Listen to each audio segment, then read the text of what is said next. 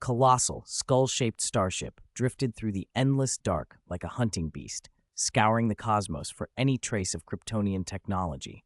Inside its cavernous hull, hundreds of thousands of skull-headed automatons lay in hibernation. There are still Kryptonians alive in the universe. That will devalue my collection. Errors must be corrected. On a cold, mechanical throne sat a tall figure with countless nutrient tubes plunged into his back. He opened indifferent eyes and tapped the armrest like a ruler displeased by a flaw in his prize. "Have you located it yet?" he asked the subordinate aboard the ship. The subordinate, tall, clad in blue and red armor, over 80% of his body replaced by machinery, only a scrap of human face remaining beneath a steel jaw and crimson electronic eyes, answered with a voice that was more machine than man. An S glowed on his chest. "The star system has been locked, my creator," he reported.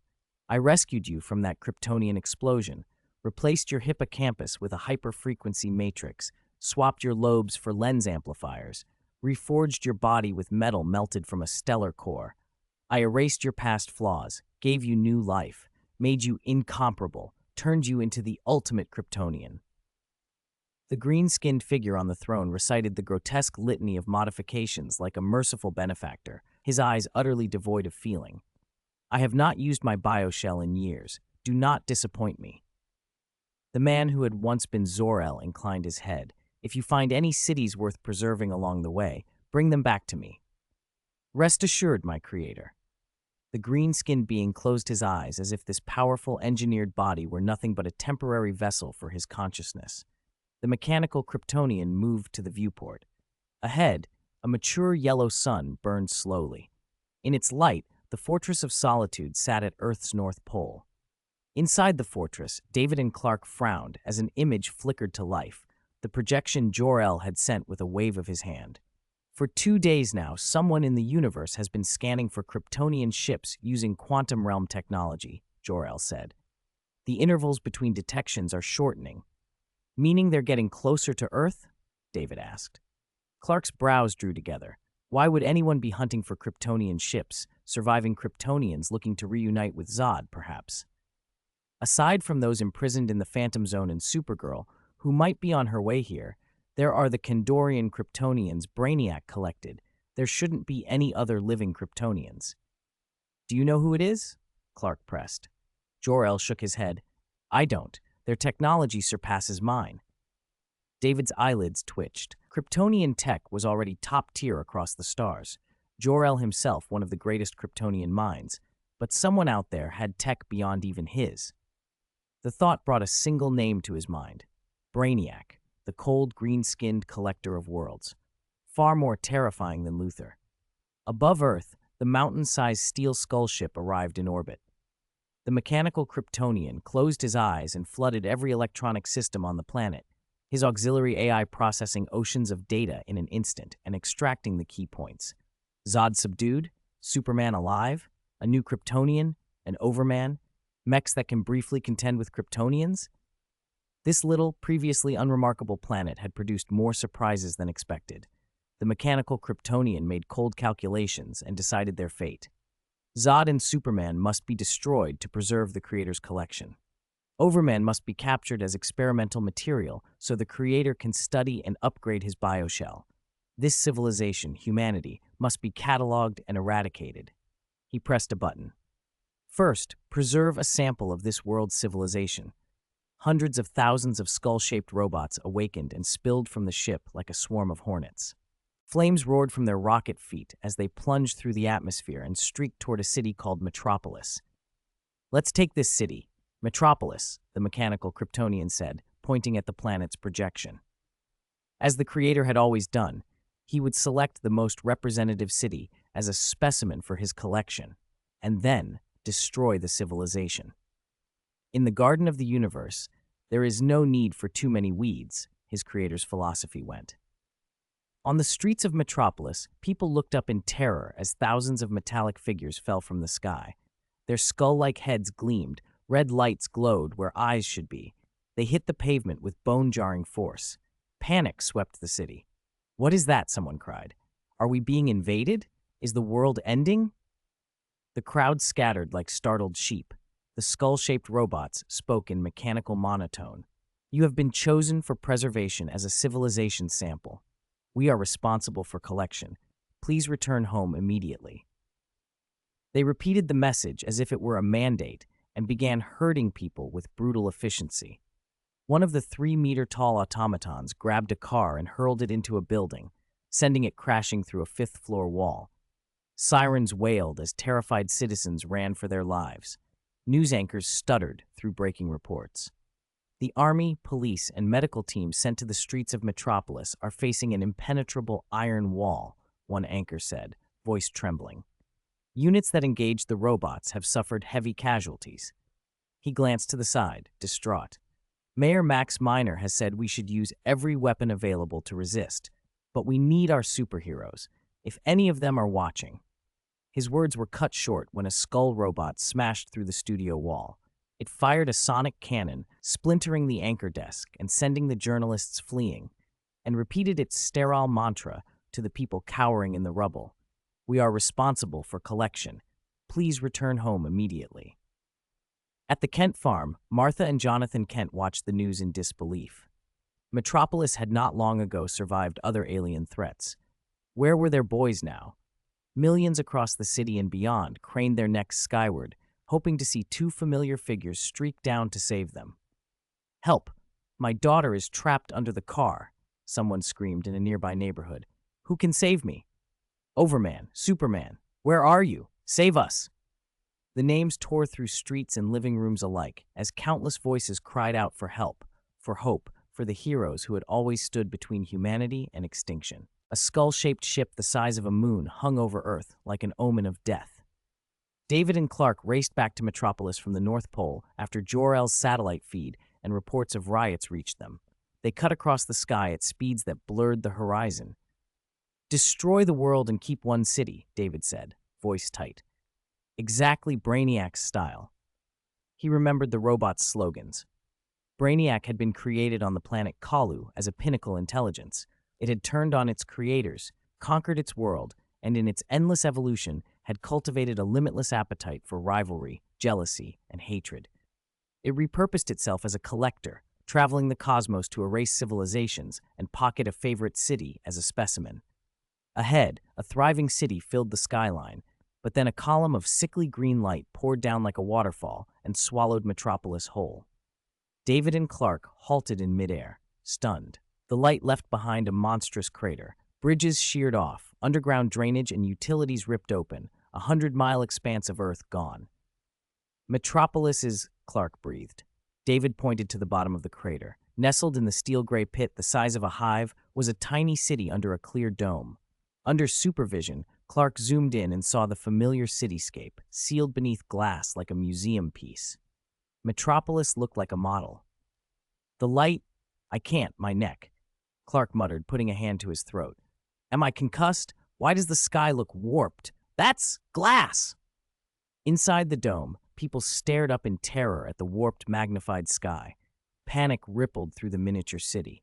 Chloe, who had just finished an all-nighter, pulled back her apartment curtains, blinked, and fainted. Screams echoed as residents pressed against the transparent barrier. A monstrous insect-like robot crept across the dome, its antennae the thickness of suspension cables and its mandibles like mountain ridges. Its shadow covered blocks. People gripped one another and fainted. "Survivors of Planet 2004-58, you have been sealed. Permanent sealing will be completed in 1 hour and will then be irreversible. Welcome to the Creator's Collection," a monotone voice announced. Tractor beams from the skull ship locked onto the dome. Metropolis rose and floated into the bowels of the vessel. Clark shot after it, but David grabbed his arm. "The citizens need help," Clark said. "They'll be fine," David replied, urgency in his eyes. Something else just got priority. At the rim of the crater, tens of thousands of skull robots were already mobilizing, pouring out like locusts. They were armed with the universe's deadliest tech, and their target was the rest of the planet. Brainiac didn't just want a single city. He preferred to leave everything else a wasteland, so his collectible would be rarer. Smallville lay at the crater's edge. It hadn't been taken with Metropolis, and now faced the brunt of the attack. Clark's face went white. "Mom and Dad." He tore his gaze from the vanishing city and dove toward Smallville, smashing the first robots that reached the town. David cut through the ranks with beams of cosmic energy and precise, devastating gravitic manipulations until piles of skull metal lay heaped in the streets. Template fusion, 54%. David noted to himself as a strange clinical light pulsed behind his vision. After the last spike in fusion, an idea had been forming in his head. The system, whatever was running inside him, gained emotional points by influencing major players in the world's fate. Superheroes, villains, people with special powers. But what role did ordinary people play in the storyline of the world? They were the ones who were saved or lost, the ones who felt hope or despair. Remove them and the story's value changed. Ordinary lives generated the emotional responses the system needed. Every time David showed up as the Purple Light Man, ordinary people reacted.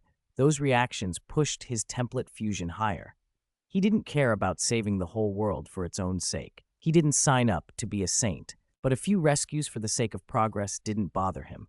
The Skull Army broadcast again when they recognized David and Clark, scanning priority, capture of unknown life forms, preparing to capture. They piled into a pincer, energy cannons and hulking metal fists raining death. Clark and David fought shoulder to shoulder. Clark's blows cracked the alloy bodies. Entire robots shattered when his iron fists met them. David bent gravity like a black hand, squeezing armadas into dust. The skull automatons, each one in isolation, was terrifying, capable of subsonic flight, of surviving lava and deep ocean pressure, of tearing through armor and toppling tanks. Tens of thousands of them could wipe a planet clean. If even one escaped, its program would continue on a path of destruction. Above the sinkhole, Gotham watched. The Betrocketed out in a heavy suit, Fenrir armor, its promethium-reinforced plating absorbing energy attacks. Bruce snarled as he launched a chain of skull robots into one another and tore them apart with a wrecking grappling line. "What is it this time?" he growled through the armor's comm. He hurled a captured skull automaton like a club, smashing a dozen others. "I've been doing this for over 30 years, he rasped. "Metropolis used to be quieter, ever since you two showed up." Clark's jaw tightened. David felt the defensive pull in Bruce's voice, reasonable, if grudging. Catastrophes of cosmic scale had clustered around Metropolis since their arrival. The attention they drew had consequences. "It's like a rhinoceros beetle showing up in an anthill," Bruce continued. "People come to investigate. They bring disaster." David didn't bother to soften his reply as he tore a swarm apart with a localized gravity well. "Can these phenomena also be attributed to you?" Bruce's suspicion had merit. Clark knew that better than anyone. The presence of a being like him altered the timeline. He'd already seen how Zod's arrival had changed things. "They followed Zod's ship to Earth," Clark said, clobbering a skull robot with a single furious punch until it collapsed into a ruined pile of circuitry. The guilt from the Zod incident still sat heavy on him. He didn't want further suffering to come from his being here. "No matter who's behind them, I'll stop them," Clark promised, eyes narrowing with heat vision. "No one will be hurt on my watch." A comet of fire split the sky as the skull ship's hatch yawned open. Zor-El, half flesh, half machine, stood at the open gate inside the skull vessel, his metallic hand tracing the transparent dome that enclosed the miniature metropolis. Readouts flickered across the ship's floor, tracking the battle below. He calculated speed and damage. If nothing interfered, these two would destroy tens of thousands of his combat units within minutes. He signaled, and a salvo fired from the hatch, a flaming descent that screamed toward Earth. Clark looked up and roared, punching through the shockwave. He was sent sliding like a rag doll, a blast knocking him hundreds of meters down the crater. He steadied himself and rose, but then everything went still. Two figures stood between them and the descending conflagration. One was flesh in a familiar red and blue suit, the other a metallic facsimile of the same, a mechanical body wearing the same S-shield. The armor's red and blue flashed under the sun. The S symbol glinted. Even the faces were similar enough to be eerie, one the living brother, the other something else entirely. "Cyborg Superman," David said, recognition cutting through the adrenaline. The mechanical figure was Zor-El, once a Kryptonian scientist and father to Supergirl, now a cyborg executor of Brainiac's will. Brainiac had coveted Kryptonian civilization. When the planet was shattered, he had salvaged Kandor and preserved what he could, transforming survivors into instruments for his collecting. Zor-El had been in the blast and near death. Brainiac rebuilt him into a living machine and conscripted him to seize specimens for the collector. Zor-El's voice was a cold, metallic thing. "I am the ultimate Kryptonian created by the Creator. I will fulfill his will." His palm split open into a bladed instrument, and he lunged at them like an avenging god. "You must be eliminated or captured." The skull robots hushed to a chorus of servos, forming an escort. The two men below exchanged looks. This was no generic drone commander. Zor-El carried the authority of the Collector and the personal history of Krypton. He moved like someone with knowledge of their strengths and the ruthlessness to use it. David felt the system's hum spike in his chest. This was a new variable, far beyond ordinary city-scale attacks. If Brainiac had made a Kryptonian into his lieutenant and given him a mandate to capture these particular life forms, the stakes had just escalated to an entirely different level. Clark clenched his fists, an incandescent light kindling behind his eyes. "I won't let you take anyone," he said. "I'll stop you." There was no more room for debate. Metropolis was in the belly of a skull ship. Smallville and its people were under attack. And standing in front of them now was a man, machine, who had been fused to Brainiac's mission and who wore the name of Clark's family. The battle, already brutal, turned personal. Cyborg Superman moved like a machine. Whatever human memories he once had, his calm scientific mind, the warmth he once showed his family, were gone. Replaced by cold precision, he spoke little and attacked quickly, intent on completing whatever objective he had been given. A blue alloy blade sliced through the air with a whistle. Clark barely evaded it, feeling a phantom sting where the edge had passed. He widened his eyes. The weapons General Zod had once used could hurt Kryptonians under a yellow sun if enough force struck true.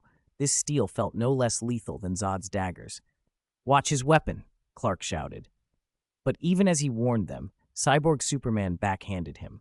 Clark was thrown through the sky. The cyborg's speed was unnervingly quick, faster than most Kryptonians, even edging past Clark. "Being distracted by emotions is inefficiency," the man-machine intoned, voice flat and metallic. Bruce Wayne, in the Fenrir armor, charged. Cyborg Superman's electronic eyes burned lasers of terrible heat. A blast hit the armor, a concussive wave that shoved Bruce back despite every system pushed to maximum. "Abnormal gravity parameters detected," the cyborg said, already calculating his next move, when the world around him suddenly felt like a mountain pressing down.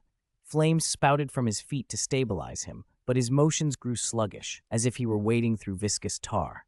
David had enveloped him in an intense gravity field, dragging at his joints and circuits alike. When Cyborg Superman tried to rise and swing, each punch felt like pushing through lead. "Zor?" Clark's voice came out as a question, as much as a name. Clark's ring, an odd piece of technology he now carried, multifunctional and apparently capable of universal communication, flared.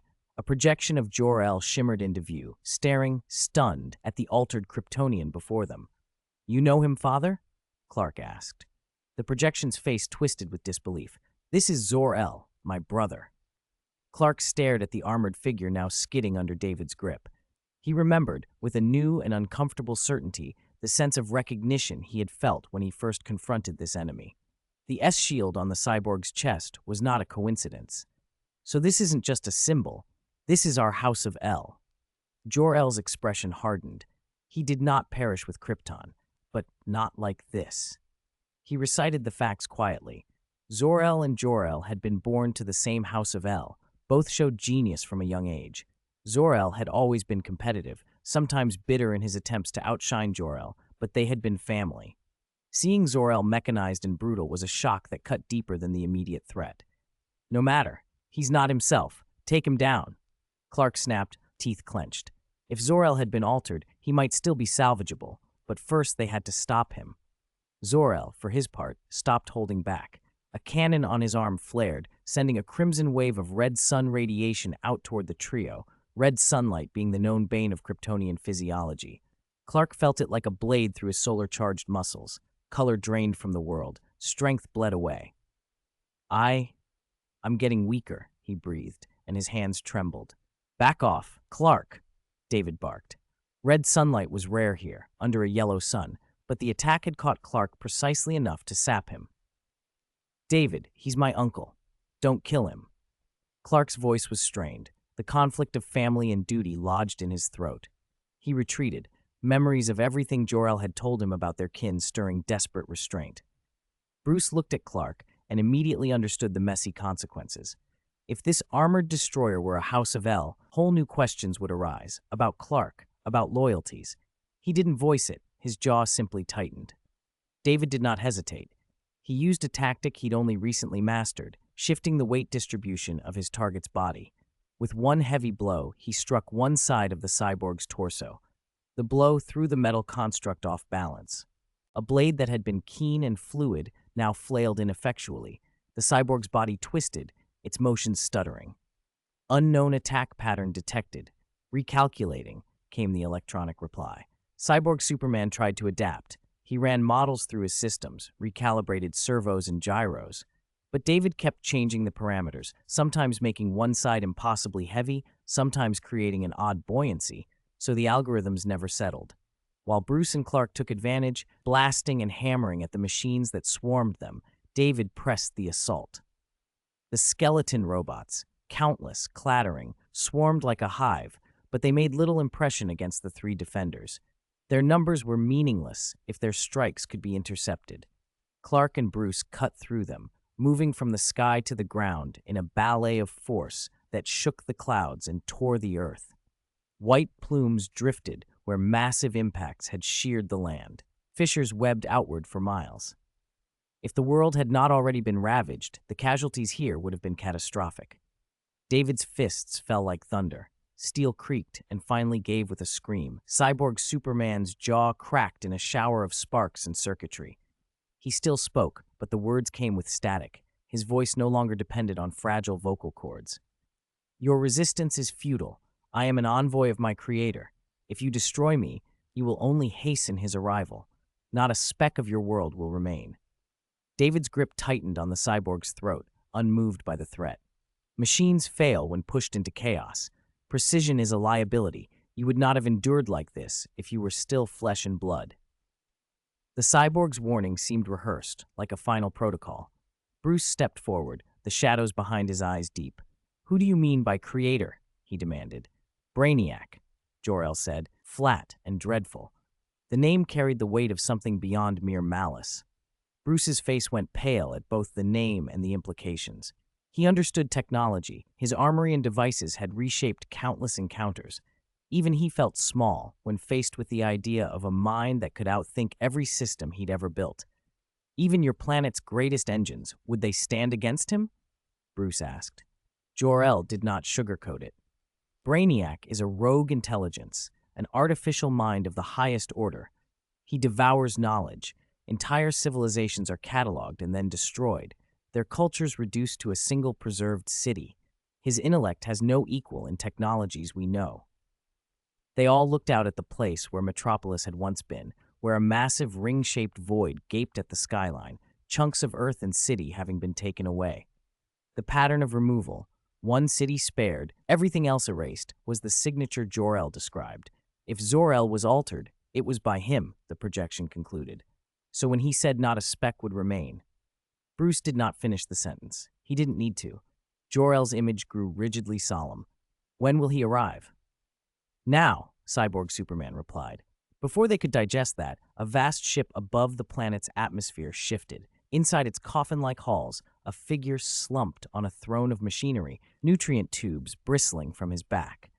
The thing opened its eyes like a god roused from slumber. Displeasure washed over its flat, brilliant face.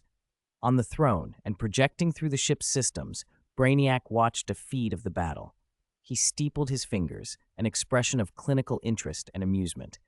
Images and data scrolled like the dossiers of a collector inspecting a new acquisition. David's gravity and energy output, his resilience, his structure. "A powerful physique," Brainiac mused. "Absorbs energy, manipulates gravity. Unknown origin, biological or mutated? My specimen warrants an update." On a sudden motion, he vanished from his throne with a swipe of light. reappearing above what had once been Metropolis without any transitional sound. His presence was like cold glass descending, impassive and absolute. A cold voice, both amused and contemptuous, washed over the battlefield. Release my creation. He is my remaining Kryptonian modulation experiment. He is valuable.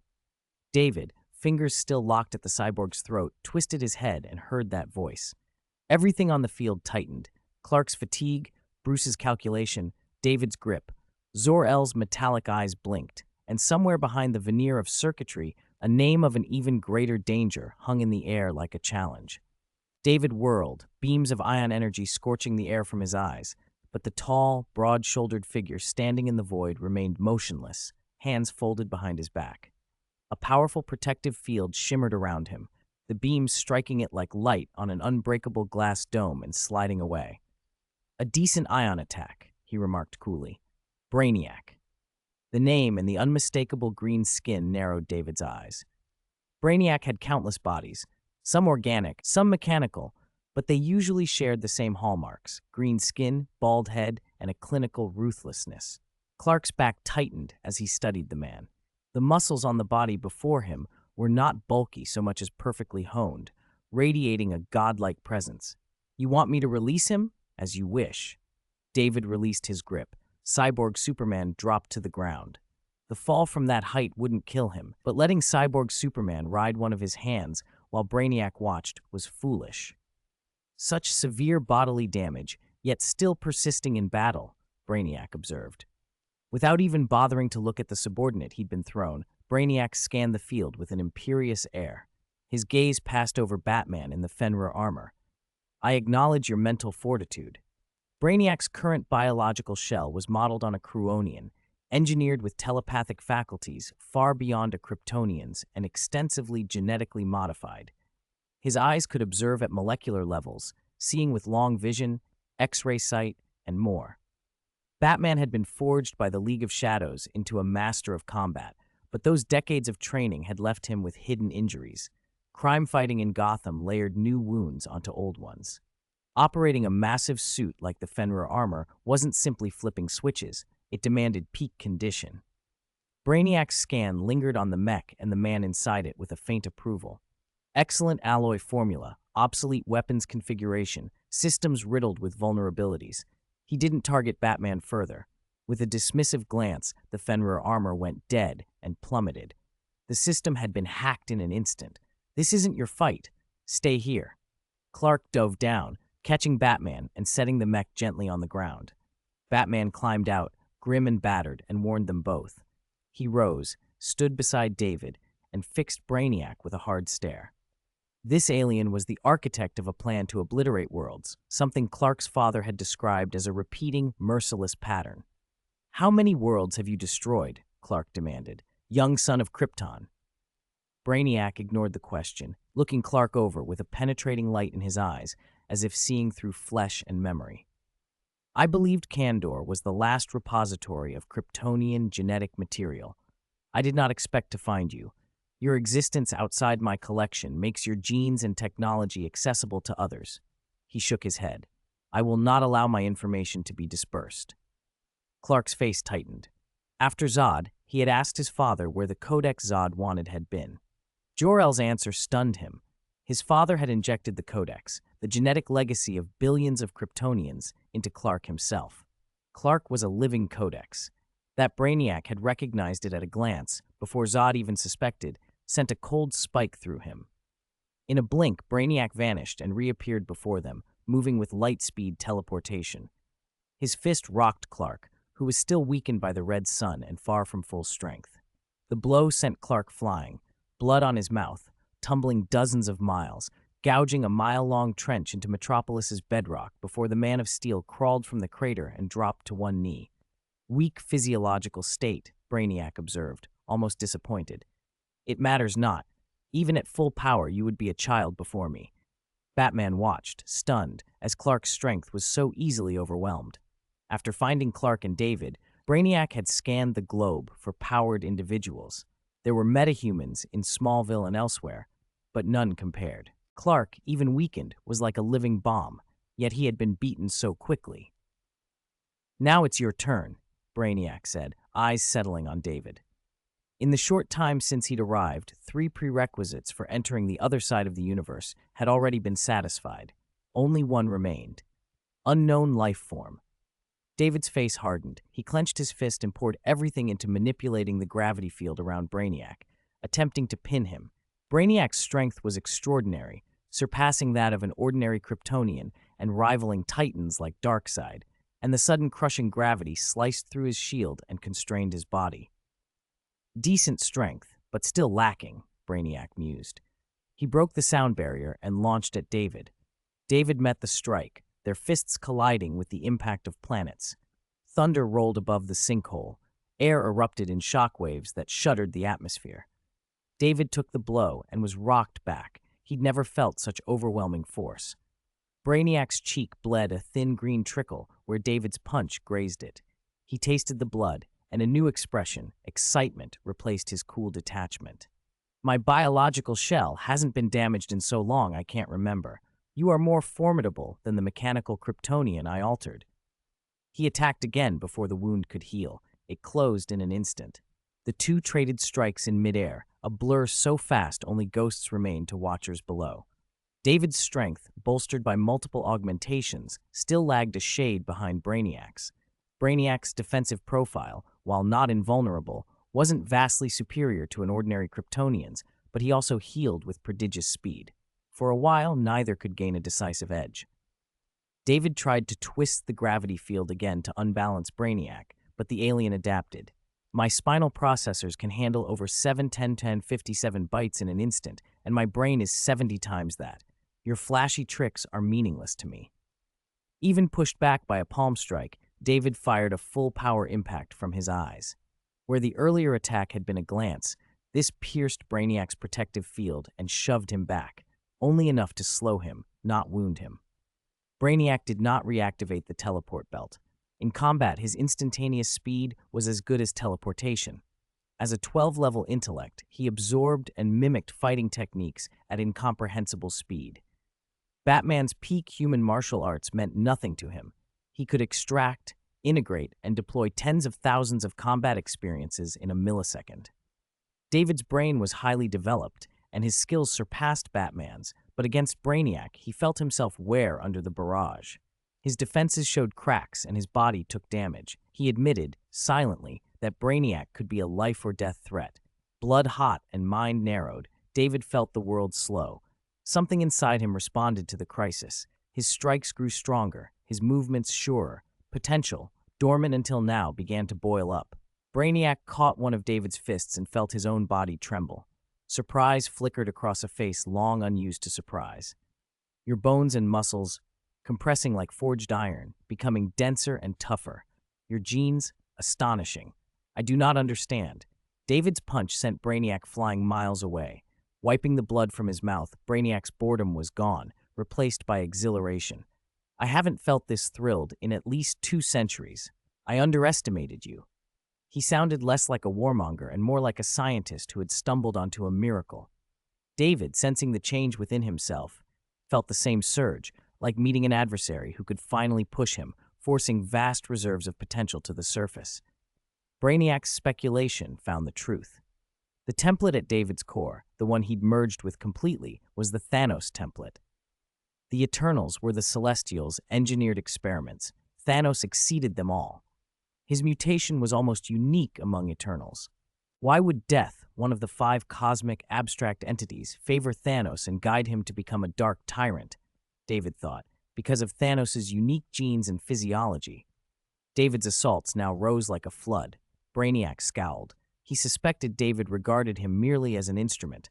Let me capture you. Your body would take my design closer to perfection. They sped up, becoming afterimages, sky and clouds shredded around them by repeated airbursts. Brainiac's learning algorithms adapted, but David's strength kept growing. He smashed through Brainiac's guard and struck his chest. The crisp crack of bone and flesh contact rang out. For much of his time, David's power had relied on physique. Later, as he layered new templates and abilities, the balance shifted toward metahuman powers. But the Thanos template always promised immense physical might, and now that potential surged back, his raw strength climbing with every moment. Fragments of Thanos' legend flared through David's memory. King Thanos, who in some timelines dominated the cosmos by sheer might, overthrowing Asgard, defeating cosmic entities, even slaying Galactus and turning his skull into a palace. The image brought a savage joy. The Thanos physiology still held vast, untapped power. Crack, crack, crack. Brainiac's face went pale as his body began to crumple under relentless blows. His healing could regrow tissue from a drop of blood, but it could not sustain peak combat performance while he was being repeatedly maimed. David's strength had climbed to the point that the balance between them was shifting. Each advantage Brainiac once held dimmed as David's power eclipsed it. The tide of the battle, once predictable, was beginning to change in a way that stunned even the Collector of Worlds. The wounded Clark watched the battle from the ground, heart pounding, sweat beading on his brow. It was no exaggeration to say the fate of not only Metropolis, but the entire planet hung on this fight. At first, David and Brainiac seemed evenly matched, and Clark worried. David did not have Brainiac's adaptive regeneration, and every blow would add to his injuries. If the battle dragged on, the odds would favor Brainiac. Instead, David only grew stronger with every hit. He drove Brainiac onto the defensive. Blood spat across the sky. Brainiac's chest caved in and the tall figure was sent crashing backward. Purple light flared around David like a star-forged god, his aura blinding. "This technologically barren planet actually has a thing like you," Brainiac rasped. Coughing blood, Brainiac was forced back by David's searing heat vision. Burn pain made him clench his brows. His arms were charred and pulped, smelling of char. David lunged, and the air compressed by his fist formed a tangible wave that shattered Brainiac's blocking arms. He was about to strike again when Brainiac's eyes narrowed, and a brutal surge of mental energy hurled into David's mind. David's head snapped back as if hit by a physical blow. His brain buzzed, and his movements stuttered. Brainiac seized the moment to retreat. New skin sealed his wounds, broken bones knit, and injuries unwound as if time itself reversed. "An impeccable body?" he muttered, eyeing David hungrily. Many cosmic races were physically powerful but mentally brittle. Not David. His mental fortitude was like an unbreachable dam. The waves struck and broke harmlessly against it. "I hate surprises," Brainiac snarled, "but you're an exception." David shook his head with a scornful laugh and tore forward like a comet. His fist, a streak of light, pierced Brainiac's guard and struck the android's head with a force that echoed across the battlefield. Bone cracked, blood exploded from the wound. Brainiac staggered, concussed, but did not go unconscious. His unusual physiology let him think and command through his spine, even if his head was compromised. "You foolish creature," he spat. Still, Brainiac's face was streaked with blood and his composure broken. He bared his teeth. "Do you think you can defeat me? This is only an insignificant biological shell." Throughout cosmic history, he had been a nightmare. Worlds destroyed, civilizations harvested. Never before had any opponent beaten one of his shells into such a state. An artificial intelligence losing its temper. How quaint. David surged past the taunt, his fists dismantling Brainiac's counters. He closed and gripped the machine's neck. "Idiot, do you plan to strangle me?" he asked contemptuously. Brainiac laughed through the pain. He did not need to breathe in the normal sense. Still, mustering strength, he tried to hammer into David's chest, but David caught his fist and twisted. The joints in Brainiac's body warped, locking him into an immobile, contorted posture. Pain flared across the android's form. "I forgot about that," David said dryly. "Your body hasn't surpassed the biology I learned in high school." When Brainiac first assimilated Earth, he would have absorbed its networks, and with them human knowledge. He would know what high school meant. Brainiac's remaining teeth bared in fury. Even as David restrained him, he kept his old condescending air. "I possess endless knowledge. Strength cannot defeat wisdom." "Then why is this happening?" David asked simply, as if bewildered. Brainiac's eyes flickered with a cold, calculating rage. "Everything is still under my control. You have merely caught my notice. Today is not the end. It is a beginning. One day I will return to this primitive planet, and flames will purge it. You will be subjects for my studies. I will dissect your genes and reveal every mystery." As he spoke, Brainiac's eyes rolled back. A smell of burning came from the base of his skull and down his spine. He had deliberately destroyed his own shell. He had calculated the odds. With David's potential unleashed, his chance of victory was under 5%. A cold, rational intelligence did not gamble on humiliation. He abandoned the body. David frowned at how decisive the machine was and released his grip. The body collapsed. In the aftermath, cyborg Superman, standing nearby, stunned, stared at the corpse of his creator as if the sight broke his circuitry. He knew it was only a temporary shell, but to witness his maker defeated on this primitive planet was unthinkable. The shock knocked cyborg Superman unconscious. At Jor-El's signal, Clark stepped forward, clutching his aching chest. Bathing in the yellow sun, his wounds began to heal. He hovered by the ruined shell, face grim. He knew the answer to the question in his mind. Brainiac would come again. He would not be killed. Brainiac cannot be killed, Jor-El said after a long pause. Countless beings have encountered his biological shells, but no one has ever found his true body. No one knows where it exists. He looked up at David, surprise plain in his voice. Brainiac's collectors had sometimes needed his personal intervention to finish a job, but no one had ever stopped his purpose or destroyed one of his shells before. For Jor-El, the idea that Clark's adoptive brother could be an indigenous life form from this weak planet was staggering. He had sent Clark to Earth to become its guardian. He never expected an Earthling to eclipse his own son's potential. David landed beside them and put a hand on Clark's shoulder. "Don't worry too much," he said. "Brainiac might return in a more powerful shell, but any shell's power will be bounded." He admitted the cosmic horror might be effectively unkillable, connected as it was to networks across the stars, but the shell they had beaten had shown its limits. David's own strength had proved only slightly beyond a normal Kryptonian sun's, not cosmic in scale. He glanced up toward the ship in orbit. "Oh, Metropolis, we have almost an hour left." Clark shook off his gloom and joined David. Together, they flew to the spaceship in Earth orbit and entered the control room. Rows of alien cities sat under glass domes like specimens on bright counters, civilizations Brainiac had harvested. They found Metropolis among them. Working with Jor-El, they reversed the ship's shrinking tech.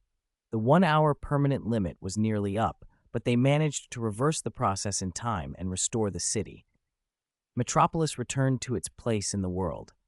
Buildings and people reappeared, though the infrastructure beneath, the power grids, sewage, and other utilities, had been wrecked by the shrinking and would take time to repair. Still, the citizens were elated to feel the sun and air again, freed from being a collector's curiosity. Their gratitude to David and Clark was boundless. Mayor Max Miner gave an impassioned speech in the city square, thanking the two heroes for saving them. Cameras honed in on Clark when the ceremony reached its climax.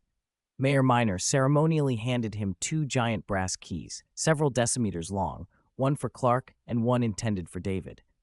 "Originally, the highest honor was Mr. Metropolis," the mayor said with a strained smile, referring to the scandal of the previous holder. "Now it's the key to the city, our highest commendation and token of infinite trust." Clark accepted the keys with a bemused smile.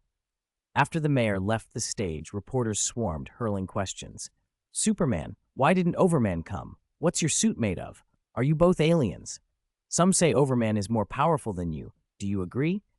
How did you and Overman meet?" The questions piled up, almost all circling David. Back at the Kent farmhouse, in the quiet barn after the ceremony, Clark, still in his blue and red suit, looked at David expectantly. "Metropolis is giving us an award for saving the city. David, aren't you going to come?" he asked. David watched the family in the living room through the window as they followed the news, relief and pride on their faces. He folded his arms and looked off into the distance. "I didn't save them for their gratitude," he said. "You shouldn't expect too much," he warned. "Right now they'll put you on a pedestal. Later, under scrutiny, their malice and suspicion will surface." "I know," Clark replied, thoughtful. "But this is a chance to show them we're ordinary people, capable of joy, sorrow, anger. They have questions about us, about when we came, whether we mean them harm. This ceremony can help answer some of that." "And you and I are different," David added quietly. "You're not an alien. People have always misunderstood that about you." He glanced at his wrist where a lantern ring sat, and then at the sky. The ceremony's at 8. Don't be late. Clark brightened. David's words were a kind of support. He clenched his fist and shot into the air toward the city center. No sooner had Clark gone than the lantern ring on David's hand pulsed twice. He raised an eyebrow. He had told Mara in Atlantis not to contact him unless it was critical. He assumed if Atlantis itself was in trouble, she would call. But the ring flashed again, this time with an emergency channel from Paradise Island. At the ceremony, Clark posed for photos and smiled for the cameras, fielding question after question as flashing bulbs painted the plaza white. He answered as best he could, though he kept finding himself circling back to the same thought. Almost every reporter was asking about David. Chapter 146, Mother Box Changes. First, about why Overman didn't come with me. He prefers solitude and dislikes these kinds of occasions, Clark muttered. David had appeared only a few times in public, and much later than Clark, but his popularity rivaled the Man of Steel's. In fact, people were even more curious about the mysterious Overman. Clark smiled and answered the reporters' questions, their eyes bright with the hope of a big scoop. My suit, its technology, comes from my home planet. To be honest, I don't fully understand it. Home planet? A reporter seized on the phrase and leaned forward eagerly. Superman, are you admitting you're an alien? And what about Overman? After Zod's attack on Metropolis, Superman's alien origin had become common knowledge, but hearing the confession from the man himself still carried weight. That's right, I was not born on this planet. Overman, however, is different. He is not an alien. Clark kept a sunny smile and answered nearly every question. His presence today was meant to address the public's curiosity about him and David. Where is Overman from? Is he from Metropolis? Oh my God, did I brush past him on the street once? Some fans shrieked below. Clark ignored the flurry of guesses. He couldn't reveal too much about where he and David had come from. That would be too close to exposing their true identities. Metropolis is big, and in a way, not so big. Under the right circumstances, you can find a family anywhere. He continued, turning serious. As for why I was sent to Earth, my parents sent me away to escape a natural catastrophe while I was still in my cradle. I grew up here, breathing the same air as you. He met the crowd's gaze evenly. His alien origin had brought its share of hostility and suspicion. What you see is my true self. I'm not that different from you. I will do my best to use my abilities to help others. When people are in danger and powerless, I want my presence to give them hope.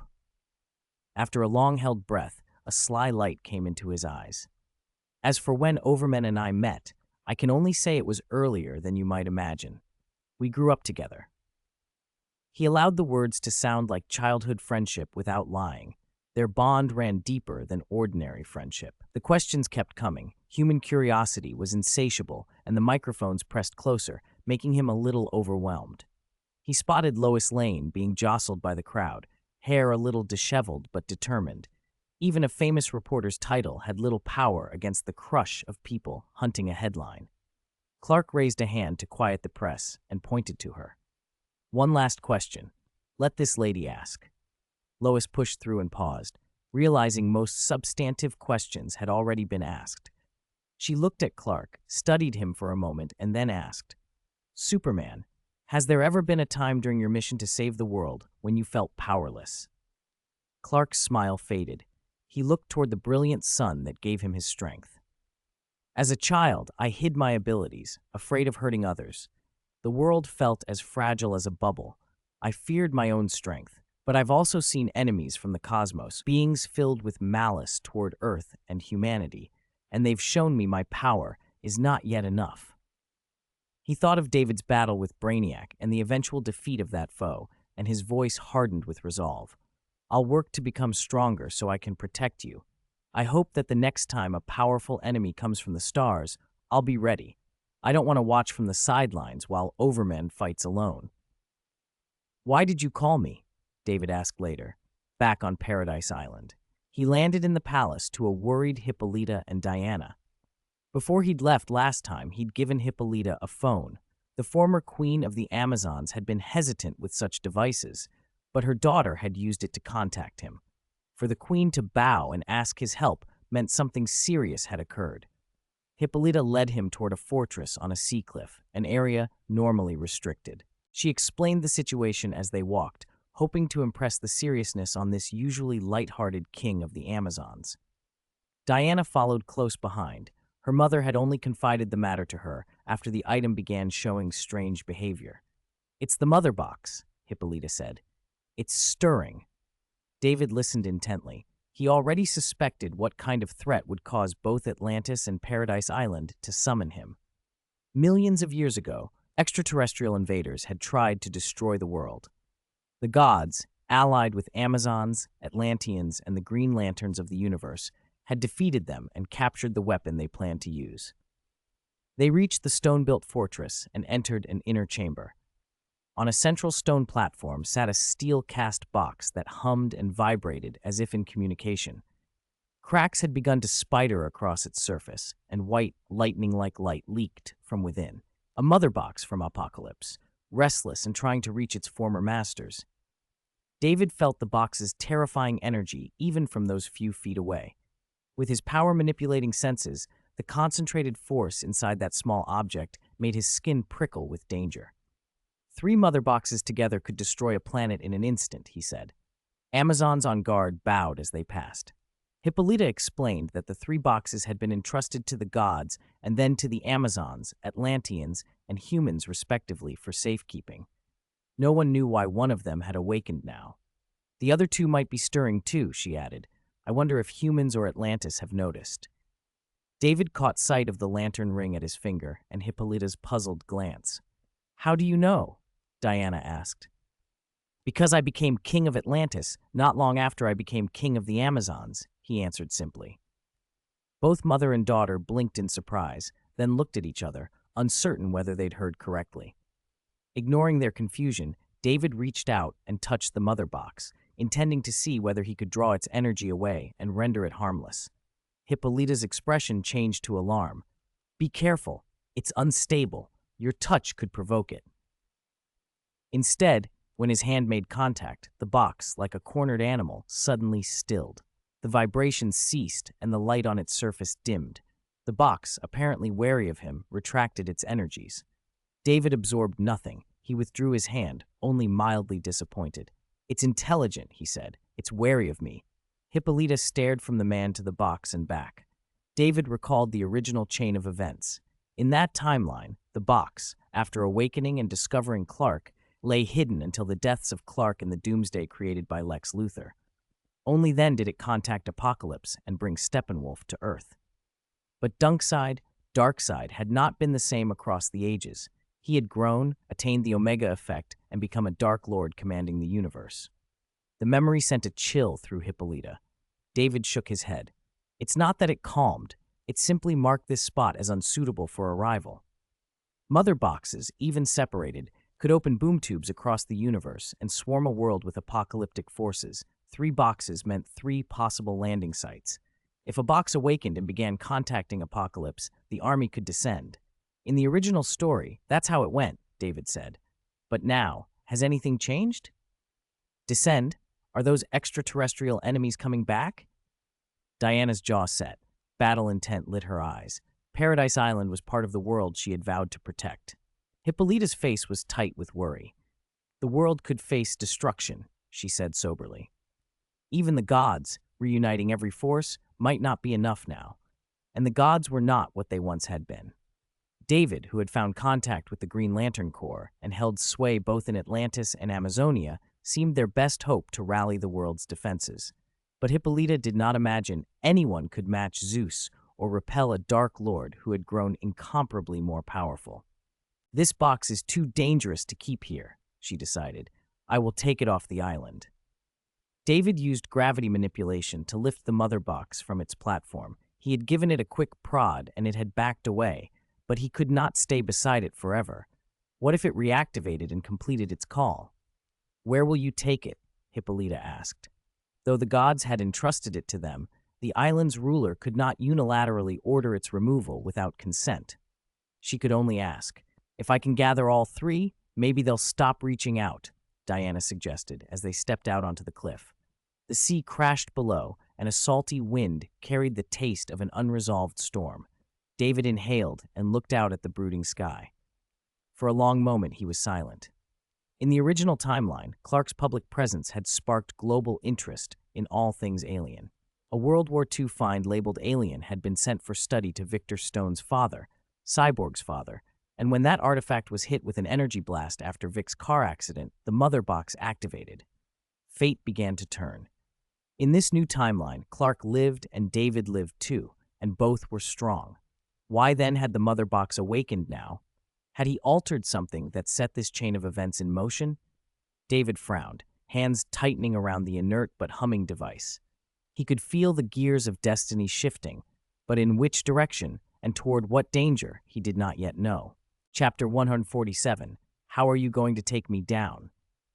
David pushed aside, for the moment, the question of why a mother box would call apocalypse while Clark was alive and there was another of him on Earth. Right now, the immediate problem was more urgent. If apocalypse has been signaled, the Parademon legions under its high command could arrive at any moment. Figuring out how to fight them is priority one. He took the mother box from Paradise Island and prepared to go to Atlantis. Diana surprised him by asking to come along.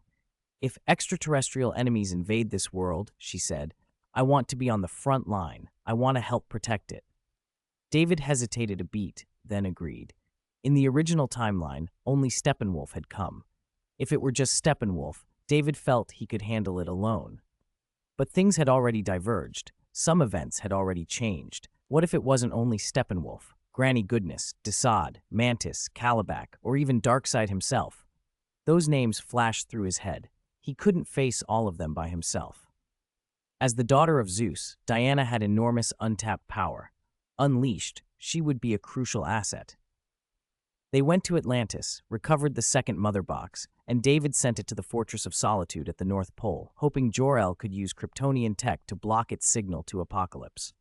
The tech in this box surpasses Kryptonian engineering, David told him. Like the World Engine, it can terraform a planet. It creates force fields, detects and absorbs energy, explosion siphoning, and even seems to have spatial teleportation tech. In the fortress, Jor-El examined the two boxes with a mix of wonder and concern. Holographic readouts surrounded them in the air, metrics and diagrams casting cold light across his face. I'll do what I can, David, he said, brows drawn. But don't pin all your hopes on me. After defeating Brainiac and salvaging his ship, David had stored the craft deep in the desolate, steel-frozen zone of the North Pole. Jor-El had been studying its systems, and his technological understanding had increased dramatically. Compared to Brainiac, a mind of 12th-level intelligence, Kryptonian genius or not, Jor-El was still limited. Some of Apocalypse's technology seemed crude beside Brainiac's. Diana, curious, stepped into the alien ship like someone casually wandering into a marketplace, an amazement so vast she treated the craft as ordinary. Now we need to find the third box, David said. He sent a message to Clark, briefing him on the crisis and asking him to move toward Gotham, where the remaining signal had registered. Victor Stone, Cyborg, was from Gotham. His father, Silas Stone, had been studying Motherbox tech at Estar Labs' Gotham branch. After Silas had come into contact with the first two boxes, they had marked his lab as an unsuitable landing site and moved on. The only place left was the one Motherbox could use. In Gotham, David said flatly, I hope we're not too late. Gotham was under a low, hard sky. On a rooftop high above the city, a burly robber dangled upside down over a dizzying drop, his feet tied and his face the picture of abject terror. He had once bragged with low-life friends that if they ever met Batman, they'd puncture the Batcycle tires and teach him a lesson. Now, hanging from a rope, he begged and sobbed. Please, please don't drop me. Send me to the police station. Not, please. Batman gave him no mercy in speech, only in purpose. The robber's fear bled into the night, and that fear attracted attention. From the churning clouds above came a high, insectile shriek. A winged humanoid, armored and alien, dove toward the rooftop, drawn like a predator to panic. They were engineered to hunt fear. Batman hauled hard.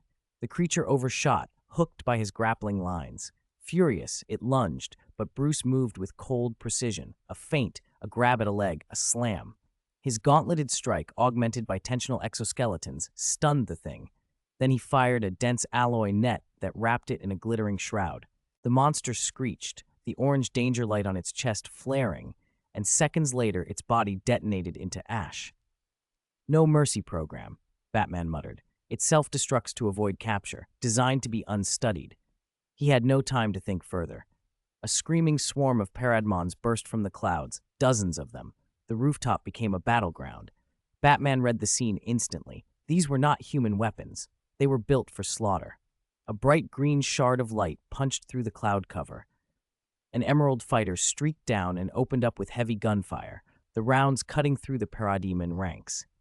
The craft blinked away, and a figure in a green energy suit floated down, his ring a pulsing lantern.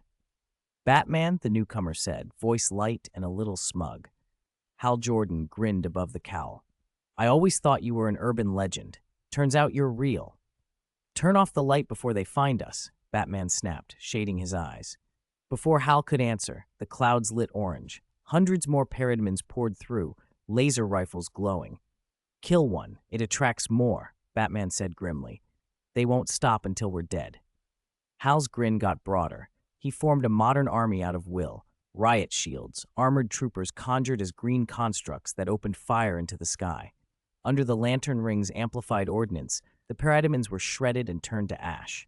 Hal hovered behind his constructed lines, arms folded. "Don't worry," he said. "I saw one of these things in Coast City earlier, shot through a squad car, but my shields can take anything on Earth short of a nuclear blast." "Short of Overman and Superman's punches too?" Batman asked dryly. Hal gave a chuckle. "So I hear. Look, this ring is the most powerful weapon in the universe. I talked to Kilowog, my drill instructor. He said if my will's strong enough, I could knock stars around like billiard balls." "Do alien planets have snooker tables?" Batman asked, already moving. He had to get to the Batcave and suit up in the Fenrir armor. The fight was escalating. The gadgets in play made it look like a full-scale invasion, not a local outbreak. Lex Luthor's disappearance had already stirred things up, and if Brainiac's attack and Overman and Superman's interventions hadn't diverted attention, public outrage at Overman would have been worse. Hal bristled at Batman's skepticism. "I'm basically the Guardian's camera on Earth. They told me to watch Overman closely. If he moves in any way that threatens this planet, I have to report it. I'm not supposed to act alone on it. But when push comes to shove, if Overman threatens Earth, I can take him down with this ring." Batman glanced at the falling ash of the parademons, then at Hal. "You're like a newbie waving a bazooka and reading the manual out loud." Hal puffed up, offended in that typical bright way. "I've asked other lanterns. Kilowog isn't lying. The ring is nearly limitless." They moved through the city, Batman with grim focus, Hal angling to keep Gotham from tearing itself apart. Batman gave him one last cold warning. "Don't expect mercy from Overman if he turns. He doesn't look like someone who'll hesitate." As they spoke, the night fell deathly quiet for a heartbeat. A voice, dispassionate and low, came from above, filling the air and falling over them like ice water. "How do you plan to take me down, then?" Chapter 148, Son of Darkseid, 4K. Hal Jordan shivered, his body tensing as he turned his head. Above the city, two figures he'd seen on the news hovered in the sky. Overman stood with his arms crossed, a fierce purple glow radiating from him. Superman floated close by, his cape snapping in the wind. Behind Overman hovered a striking, heroic woman with a golden rope at her hip. "Ha! Ha!" Hal's laugh came out thin. Spotting David behind him, he forced it into a joke. The glow from his Green Lantern ring dimmed noticeably. I was joking." "Why did the ring dim?" Batman, who'd been irritated by the conspicuous light since earlier, asked. "Energy saving," Hal muttered, cheeks flushing. A lantern's power rose and fell with the wielder's will, and with Overman nearby, wearing a powerful lantern ring, Hal had lost face. David recognized Hal Jordan at once beneath the mask. As one of the nation's top pilots, Hal had a whole dossier online. David had even paid attention to him after the ring had chosen him. He gave a dry whistle. Something big must have happened. Everyone knew Overman was different from the ordinary crime fighters. He didn't patrol the streets. He only appeared when threats reached a global scale. Batman looked up at David. "It seems whoever's behind those biological weapons is more powerful than we expected. Even millions of the demon-like parademons wouldn't faze the heroes in front of them, unless there was something else." Clark's jaw tightened as he swept his vision across the sky. Parademons circled like vultures. The alien's presence meant the ancient device David had mentioned, the one that could summon armies from other worlds, had already been activated. These parademons arrived earlier than we thought. David shook his head. They'd made good time heading here. It was the parademons who'd been on Earth before them. He extended his gravity field perception toward Star Lab's Gotham branch and saw the research building blown from within. The site had been sealed off, the whole block under military lockdown, soldiers preventing anyone from getting close. The Mother Box's activation was suppressed in the press. Even if Apocalypse officers had already taken the box away, David wanted to check the scene for survivors, any witnesses who might have seen which Apocalypse commanders had arrived. But it doesn't look like Darkseid himself came. If Darkseid had been present, he wouldn't have hidden while sending parademons to sow chaos. At that moment, an explosion rocked another block, followed by screams. Someone's fighting those parademons. It's... Clark's vision cut through concrete and rebar, and his face went grim. Is that a half-man, half-machine? Cyborg. David's expression shifted. If anyone could be a witness, it would be him. Let's go. They arrived on the scene to find a sonic blast sweeping through a dozen parademons, reducing them to ash. A black man, over 80% of his body encased in metal, his face a mix of pain and fury, had one parademon locked in a crushing grip and was trying to interrogate it. The creature answered only with slashes and roars. Metal hands held it fast. "You're wasting your time," Hal warned, descending in a halo of green light. Victor Stone Cyborg had just dispatched a parademon. Startled, he turned, the sonic cannon forming on his arm nearly fired. "Careful," Hal said, holding up both hands. Victor blinked, eyes rimmed red, his posture guarded. Seeing the familiar faces, Superman Overman, made him lower his weapon an inch. Hal puffed, annoyed at being so little known despite only policing Coast City for a short while. "You all right? You look like you've been through hell." Victor's voice wavered. He'd just lost his father in the attack. "My father used some kind of box, brought me back, turned me into this." He glanced at Overman and Superman as if they might explain what was happening. "There was a car crash. My mom didn't make it. Dad used this device. It brought me back. This morning, right after the transformation finished, the box screamed. A portal opened and tall, vicious creatures came through. The building was torn apart." He described a tall, bull-like brute who casually crushed his father, a silver-scaled warrior with an axe that slaughtered the lab staff, and a cold, insectile figure who'd knocked Victor unconscious. David frowned and sorted the names in his head: Calabac, Steppenwolf, and Mantis. The figures from Apocalypse had changed. It was no longer just Steppenwolf and his parademon army. The scaled, axe-wielding one had to be Steppenwolf. The bull-like monster matched the description of Calabac, Darkseid's eldest son and one of Apocalypse's fiercest warriors. The third, the cold one, sounded like Mantis, a loyal and brutal new god with energy absorption powers and defenses that made him nearly impervious to physical attacks.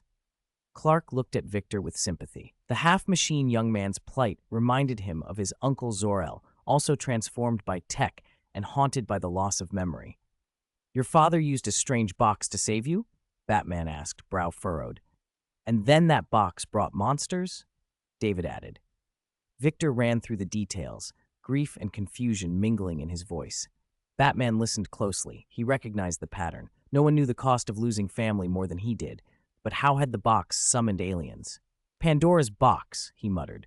"Someone opened a box that shouldn't have been opened," Hal said gravely. 1,000 desperate cries rose around them as more parademons attracted by the fight swarmed in. Clark rose into the sky, heat vision lancing out to cut down the newcomers. "We can't let these things run loose," he said. "They're killing civilians. We have to stop them, and we have to find where their army is being summoned." David pointed to the larger purpose behind the attacks. Calabac and his commanders wanted to release small waves to create chaos worldwide, tie down Earth's defenders, and then summon the rest. They'll keep pouring them out until they open the floodgates. Clark's speed and reach made him the best choice to clear the skies, but even he alone couldn't do it all. "I know someone fast," Hal said, and pulled out his phone. He whispered into it, then glanced back at the group. Flash, it's me, Green Lantern. A burst of yellow lightning answered, and a flash of red tore into the block.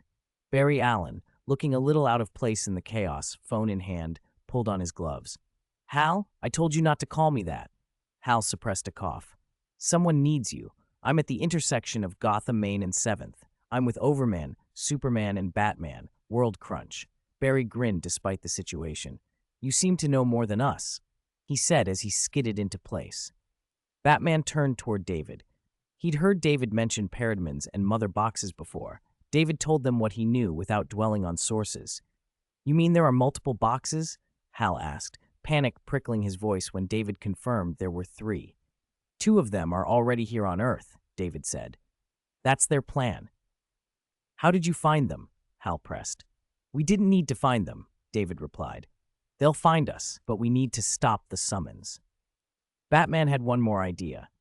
I know the whereabouts of someone who moves through the sea like he moves through air, fast and strong enough to lift a submarine. Aquaman? David looked around. With Aquaman in the fold, they'd almost have the original League.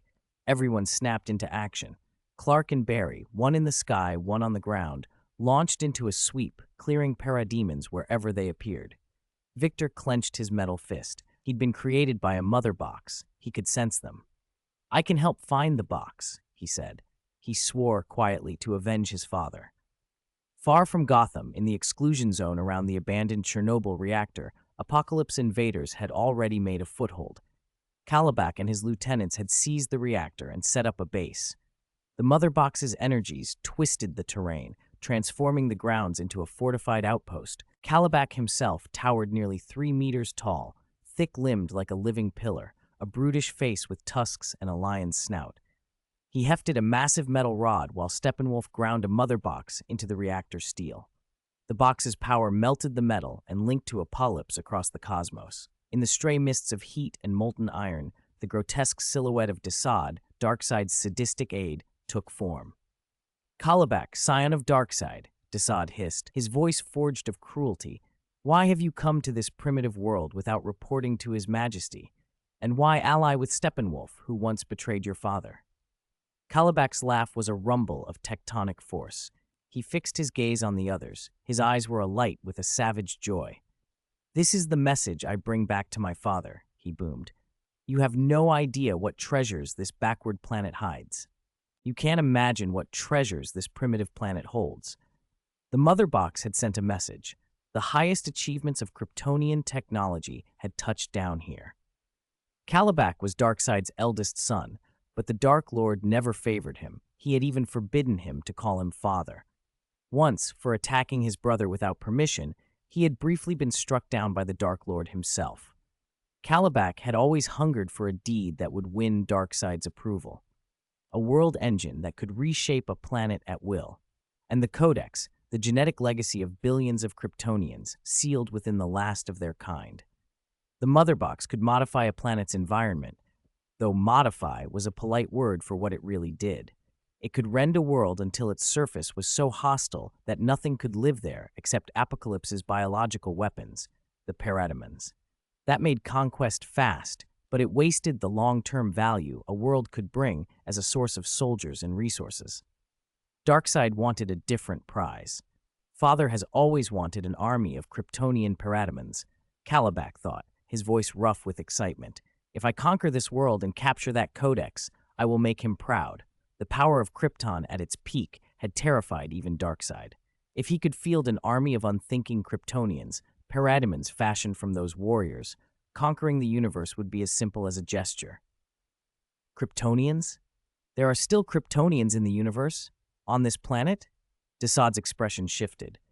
He glanced at the third of their trio, the new god Mantis, who had his arms folded and eyes cold and hungry.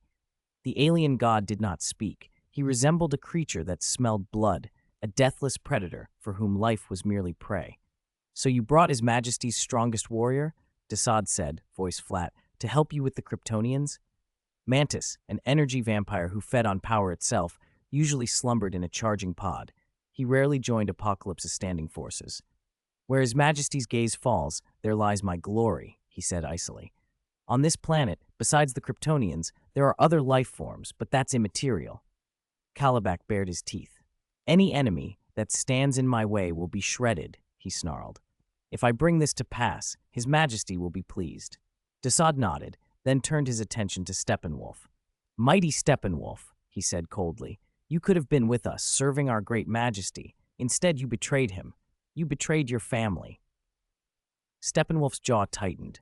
He had been a figure in the tangled history of Apocalypse. When Yuga Khan sought the secrets of the Source Wall and was trapped there, Hegra had ruled as Queen Mother. Steppenwolf had not supported his sister Hegra when Darkseid ordered Desaad to seize the throne. He had become Darkseid's subordinate, commanding Parademon armies, until his allegiance wavered. I know my mistakes, Steppenwolf said in a low voice, but I did remove those who coveted the throne. You still owe His Majesty 50,000 worlds, Desaad reminded him, blunt as ever. Complete that debt, and only then will His Majesty end your exile. Steppenwolf's expression hardened. I will. This world is different. If I help Kalibak conquer it, will I regain my place? Once the world is conquered, Desaad answered, we will discuss your return. He cut the communication. Kalibak spun to the others. Now we need the other 2 mother boxes. The 3 together can cleanse a planet. First, summon the army. His voice was eager. With a buzzing boom tube, the mother box opened a conduit to the far reaches of the universe. An endless tide of parademons poured through, tens of thousands, hundreds of thousands, then millions. Apocalypse transformed intelligent life from conquered worlds into parademons. Individually, they were not mighty, but their numbers were terrifying. In a temporary base provided by Batman, Flash listened open-mouthed as Diana introduced herself. You are the legendary Amazons? He blurted, so the gods truly exist, Batman muttered, as much to himself as to the room. What else is out there? The gods are real, Diana said quietly, but most have gone. She met David's composed gaze. I have personally met Ares. Overman and I fought him once. Overman killed Ares when he stoked war between 2 nations. Silence rippled through the group. Ares, an ancient, legendary god killed by Overman? The idea startled them, but looking at Overman, it didn't feel impossible. You never told me, Clark said, slapping David on the shoulder, a touch of pride in his tone. He had assumed David had been capable of such ferocity. We're not here to nostalgia, Batman said, voice deep. We're about to face powerful foes. We need to know what allies we have. Arthur, tall, bearded, armored like a son of the sea, took a swig of wine and grinned. He had been found by Batman, the son of the late Queen of Atlantis, a future Aquaman, and one of the founders of this new Justice League. I hope your attacks are as loud as your boasts, he said. With this many parademons, I can't do it alone. Clark and Barry had run across the globe in half an hour, cleaning up parademons outside populated areas. Flash, your speed, Clark began, surprised. Barry shrugged, self-deprecating. I ran. You flew, he said. You cleared more than 80% of the parademons. You might have done it alone. Most of the parademons were airborne, Clark replied simply. Faster is better. Cyborg had been scanning. His technology shared a common origin with the Mother Box. When the Mother Box activated, energy spikes would signal nearby technology, and Cyborg could detect it. He searched the planet's forbidden zones, places humans could not safely reach, the Sahara nuclear wastelands. His eyes glowed as he pinned the signal. Found them, he announced. Chernobyl. Batman's eyebrow rose. The Chernobyl site, the ruined, irradiated zone, had been the worst nuclear disaster in human history, a forbidden area. If the Mother Box is there, the radiation, will it be survivable? Barry asked. Flash had the speed and reflexes, but his general resilience was close to human. Hal Jordan smirked. Green Lantern Ring will handle a little radiation, he said. Space, deep ocean, molten core, no problem. He glanced at Batman. By the way, what's your superpower? He joked. No strength, no speed, can't fly. Are you just a guy in a bat suit? Batman's eyes were unreadable. I'll wear the Fenrir armor if we need it, he said. Hal blinked at the word, surprised, then masked it with a calm expression. Clark's eyes burned. All right, everyone, prepare to move. Eliminate every invading alien. Dusk thickened into a leaden sky. Chernobyl was a ghost town for hundreds of miles, sealed within a gigantic cocoon-like shield that pulsed a dangerous orange-yellow light, like an apocalypse trapped in twilight. Inside, a swarm of parademons blackened the sky, tens of millions, and the boom tube continued to spew more, 100 meters across like some infernal throat. Mantis, who had been motionless, opened his eyes. "Someone approaches," he said. "I sense multiple powerful presences." Kalibak's face split into a bestial grin. He hefted his weapon, a crude, massive club the size of a man's thigh, energy rippling across its surface. It was the Beta Club, nearly indestructible, able to fire neural laser beams that inflicted unbearable pain. Steppenwolf charged, his silver axe flaring with golden lightning.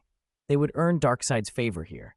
2 devastating strikes, one purple, one red, sliced through the shield like a knife. Figures streamed through the gap. "Deal with them," Kalibak roared. David led the charge with Clark at his side, halting the incoming horde. Hal Jordan pulsed green around them. Batman piloted the armored Fenrir. Diana swung into the sky on her lasso of truth, and Barry zipped into battle, his body crackling with electricity. Blue currents of energy struck the ground as they entered. Entire regiments of parademons disintegrated instantly. Arthur vaulted from a ruined rooftop, driving a parademon into dust with a single stomp. He lashed out with his trident and carved a path through more of the beasts, tossing his long hair as if in amusement. David's body shimmered with purple, universal energy. Wherever he stepped, parademons were pushed apart and reduced to ash. The rest followed his charge toward the tall tower the Mother Box had erected as a control spire. This planet had become a crossroads for powerful lineages, descendants of old gods, Kryptonians, lanterns, and new, unknown mights. On the tower balcony, the 3 warlords from Apocalypse stepped forward, radiating menace. Mantis laughed softly. "You look like the leader," he said to David. "Do the natives call you Overman?" Kalibak, who had already gleaned much of this world's primitive lore through the Mother Box, raised his Beta Club and sent a shock through the ground, launching himself like a living cannon. An utterly brutal force, he bore down on David at the front of their line. "I wonder how many hits your head can take," he bellowed as he hurtled forward. Chapter 150, the trump card of the new god Mantis, for bang. Kalibak's Beta Club whistled through the air, its tremendous arc aimed straight for David's head. But in the next instant, an iron fist, faster than the club, struck Kalibak full on the skull. A shockwave rolled outward. Kalibak's head snapped back. His massive frame, like a kite with a broken string, crashed through the tower wall and tumbled inside. Steppenwolf's bestial pupils narrowed. Kalibak had inherited Darkseid's bloodline. His strength was unmatched on Apocalypse. Some called him the god of strength, yet one punch sent him flying. Mantis lowered his arms. Like an insect hunter sensing prey, he had detected something familiar about David during their brief exchange. He had taken Kalibak's blow, an impact that could level a mountain, and not even flinched in midair. "I'll tear you to pieces," Kalibak roared. He struggled to his feet among shattered bricks and stone, spitting with hatred. Cyborg's eyes burned red. Jets of light fired from his boots, and he rocketed forward, fist cocked like a cannonball. "Pay for my father's life, monster," he screamed. "Get out of my way, you pile of scrap," Kalibak snarled. A white neural beam lashed from his club and hit Cyborg dead on. Cyborg screamed as if 1,000 knives had raked through him. His body seized and he plummeted. Kalibak didn't even glance at Cyborg. He leapt at David instead. David withdrew his hand and a powerful gravitational field gripped Kalibak midair. With a casual flick, Kalibak went hurtling like a pebble, hundreds of meters, smashing into the ground and leaving a vast crater. David then reached out, caught the dazed Cyborg, and set him gently on the ruined pavement. Kalibak, born of Darkseid's line, indeed possessed prodigious strength. Cyborg, newly modified and still acclimating to his upgrades, could not withstand one of Kalibak's strikes and had lost much of his fighting edge. Above the ruined city, a swirl of parademons darkened the sky, their wings beating like thunder. Aquaman and the Flash were clearing swarms on the ground when Aquaman saw the leader on the tower struck down by Overman. He leapt, trident held high, diving into the crater. His downward thrust, charged with tens of thousands of tons of force, was caught by a massive hand, Kalibak's hand stopping the trident inches from his forehead. Aquaman strained, veins bulging, but the weapon would not move. Kalibak sneered. "Get out of here, fish blood." He hurled Aquaman, trident still gripped, through several ruined buildings. Clark clenched his jaw and dove in to help, worried Kalibak would slaughter the fighters on the ground. He struck Calabac, sending him spinning, then accelerated, breaking the sound barrier to land another punch. Calabac took both blows, enough to sink an aircraft carrier, and merely snarled. He swung his club back. Kryptonian, I'll drain every drop of your blood. Let my father have an army of Kryptonians. This world is my hope of coming home. I won't let anyone destroy it, Clark replied. High above, golden lightning danced around a silver great axe as Steppenwolf leapt down, his axe arcing for David. Diana streaked across the sky, the lasso of truth coiling around her waist, and intercepted, meeting his axe with her shield. Their clash split the air. Sword and axe rang like falling mountains. You two, go help them, David ordered. On the tower balcony, Mantis stood alone, eyes cold, as if a hunter had found prey. David glanced at his remaining allies. Batman had already assessed the situation and piloted his mech toward Calabac. Clark, battered, circled Calabac but couldn't topple him. His aerial mobility kept him in the fight, but the brute's strength left Clark at a disadvantage. Don't you want my help, Overman? Hal Jordan called, arms folded, watching Mantis with disgust. Maybe it's the green suit, but this guy looks like a repulsive bug. Mantis wore a golden helmet shaped like a beetle and radiated cold ferocity. He raised a finger, and an incinerating beam lanced across the sky. Hal threw up a green energy shield. The ray sliced through it like tissue. Pain flared across his side as the beam grazed him, leaving a smoking, charred wound. He staggered back 100 meters, clutching his side and leery of another strike. If he'd been struck full in the torso, he might not have survived. Mantis glanced at him. Green Lantern? You dare meddle in our affairs? Since you know of the Green Lantern Corps, you should know we are the universe's police, Hal said, pale but defiant. Anyone who brings devastation to worlds is our concern. We are warriors under the great Dark Lord Darkseid, Mantis sneered. In his conquest, no Green Lantern has ever stopped us. They step aside. That's nonsense, Hal shot back, but he did not press a full attack. Mantis had just demonstrated how lethal he could be. Hal was fresh from training. The Corps' responsibilities felt real and heavy in that moment. Go clear the Parademons, David said coldly. If you die here, you won't become a memorial in the Green Lantern Corps. There was truth behind David's words. The Green Lantern Corps had once tried to confront Darkseid's expansion. 3,600 lanterns had been unleashed. They suffered crippling losses, retreated, and ultimately signed a treaty with Apocalypse. In practice, they often gave way when Apocalypse advanced. The memory of that defeat hung between the lines of what had just been said. Mantis looked surprised at how much David knew. You talk too much, he replied, then moved. David's fist descended like a meteor.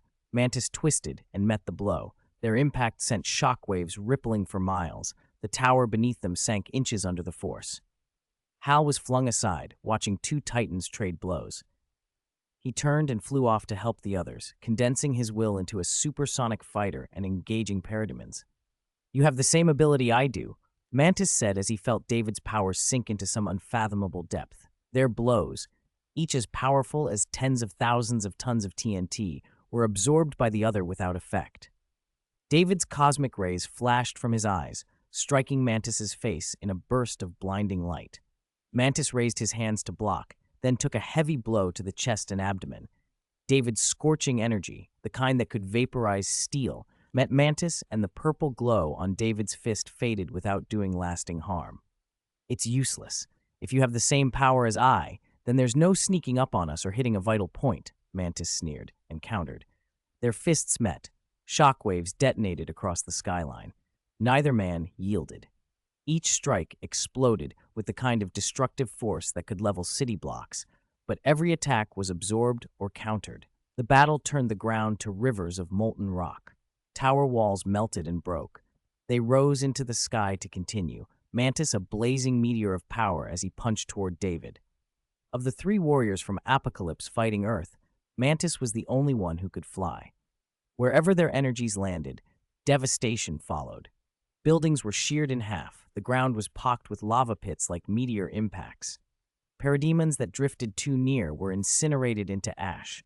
Clark, Batman, and the rest, locked in their own fights, all looked up at the pair and trembled. Even Calabac, who stood above them in rank, watched Mantis with an edge of caution. Mantis was Apocalypse's strongest warrior. He spent long stretches in a charging pod, hibernating like a vampire in a coffin. Only Darkseid truly knew his limits. Now Mantis had met an opponent who could take the full force of his attacks. My past foes would despair and die under my blows, Mantis thought, unsettled. Clark and Batman attacked again, the Godkiller's sword finding an opening. Sparks flew as it sliced across Steppenwolf's silver armor. Diana, shocked, felt the legendary blade's edge bite as the axe slammed into her shield. The impact buckled her knees, the ground shattered beneath her. Steppenwolf pushed down with both hands on his axe, a feral grin on his face. "Amazon," he taunted, "I expect more from kin of the old gods." "Pay attention to your footing," Diana said, cold. She lashed her lasso, snared Steppenwolf's leg, and yanked. He stumbled, and Diana followed with a brutal strike that sent him airborne. Hal seized the moment, his will forming a gigantic green baseball bat. In a perfect swing, he smacked Steppenwolf hard and sent him crashing into ruins. The parademons closed in, but Hal's jet tore through them. Steppenwolf wiped blood from his mouth and charged back. "For the first time in a long while, I feel some contempt for my own strength," he growled. His energy should have been more than enough, yet against these opponents, it seemed to have less effect. Mantis's face darkened. He finally understood what his earlier victims had felt when faced with him. "I have to admit, you actually irritate me," Mantis said. "Oh, and what will you do about it?" David raised an eyebrow, muscles coiled. If they continued to trade raw power, absorbing and returning blows, the fight could go on forever. Heat, force, kinetic might, none had the edge. Then David decided to change the equation. Gravity ties into space-time. It's not simply kinetic energy or ordinary energy, David thought. He'd gained new control as his template fusion increased. He hadn't been able to crush Mantis by pressure alone, but now he could try something more precise. 60 campaign. "As a god, I'm more than this," David said aloud. "Taste this." Mantis narrowed his eyes. He drew in a lungful and unleashed a mass of air so cold it seemed capable of freezing worlds. The blast cut across the sky toward David. David dodged, but a razor of cold grazed his arm. Ice climbed the limb, freezing it numb. The chill struck a distant block of buildings, and in an instant they were encased in ice. The ruined district shuddered, and the temperature plunged, hundreds of meters of city speckled with frost, the air biting. It dropped toward absolute zero. A swath of the city was sealed under ice and snow. "Cold is not energy. You cannot absorb it," Mantis sneered, forgoing his usual incinerating assaults and instead revealing his trump card, a cooling so pure it undercut the rules they'd been fighting by. Overman felt the cold bite through him, even as he focused. No longer could he simply swap and reabsorb the kind of heat and force energy Mantis used. This was different. The stalemate had been broken. The new method of attack, so precise and alien, had finally given Mantis a real advantage. The entire city froze in an instant. The air turned a savage, metallic cold that could kill in minutes. People screamed for help as ice crept over sidewalks and buildings. Flash didn't stop for a second, running a blur, fists sweeping through ranks of parademons and tearing them apart. If he paused and disconnected from the Speed Force even for a heartbeat, the laws of physics would claim him. He would be frozen solid in a place where nothing living could survive. "It's so cold." Aquaman, Arthur, couldn't help but shiver despite his powerful Atlantean physique. He looked up at the sky. "Has nuclear winter come? Let me warm things up." Hal Jordan, with only a normal human body protected by his lantern ring, saw the danger and acted. He molded green energy into a massive electric heater and poured out blistering heat, melting ice and snow in a swath large enough for Flash to catch his breath. The sudden warmth kept the speedster from being apprehended by the freezing air. High above, Clark caught a flying iron bar that had been hurled like a dive-bombing airliner. He glanced toward David. Diana and the others' eyes all followed. The weather-changing attack had been aimed at the young man, and everyone feared for him. David felt a numbness run through his arm.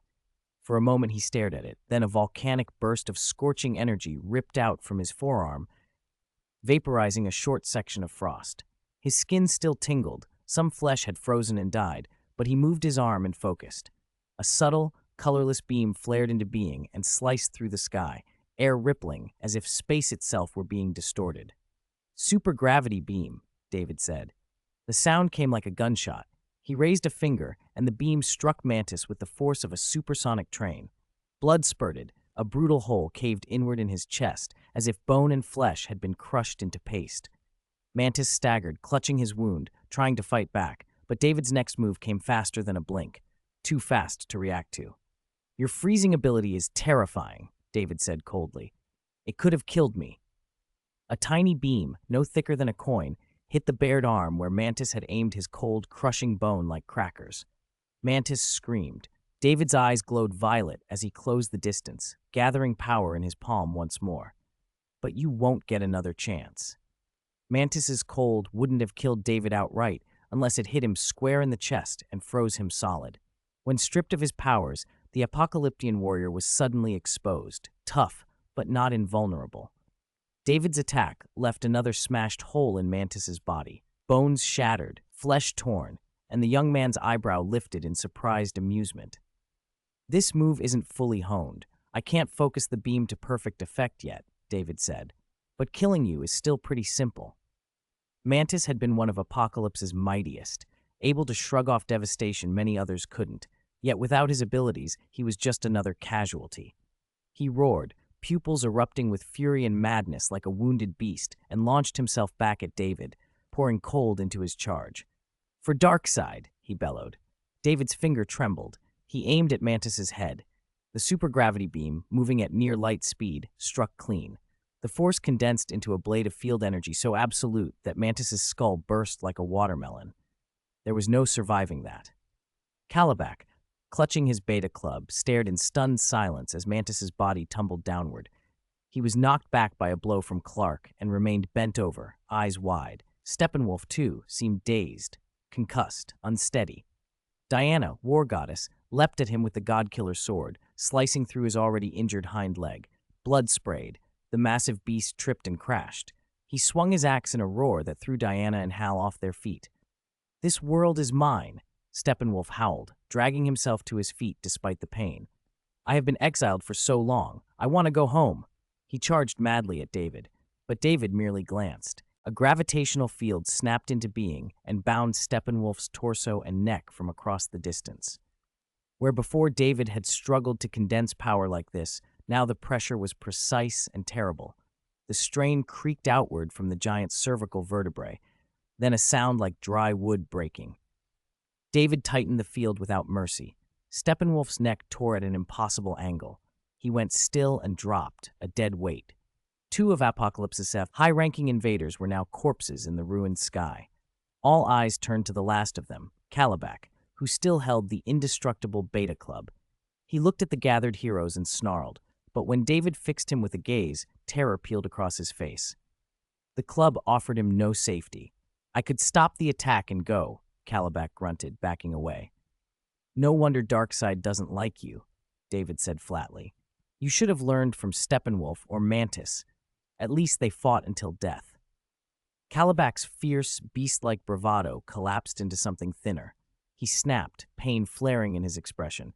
"Shut up," he roared, and launched himself like a cannon, club arcing to smash David. David's hand moved. Calabac hung in the air, trapped by gravity, unable to get leverage. David shook his head. "I really want to see what your skull looks like," he said. "Part of the reason Darkseid hates you is you're stupid." Calabac's rage allowed him to keep blasting, but he remained helpless in midair. David reached out, took Diana's godkiller sword from her hand at a distance, and manipulated it like a telekinetic scalpel. He didn't want to spend more of his strength than necessary. The supergravity beam was tremendous, but it burned David's spirit and energy. With a clean horizontal slice, the godkiller sword, capable of cutting at subatomic levels, slashed through Calabac's chest. Bright red innards sprayed like a burst hose. The massive warrior reached out, voice a dying rasp. Father."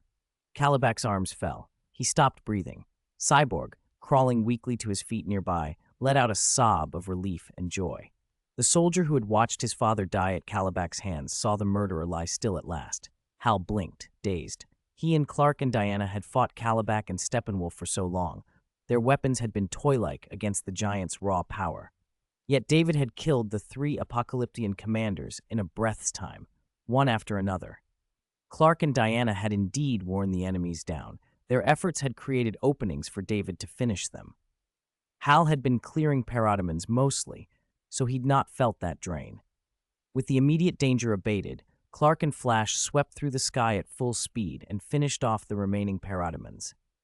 With its masters dead, the mother box fell silent and clattered to the ground.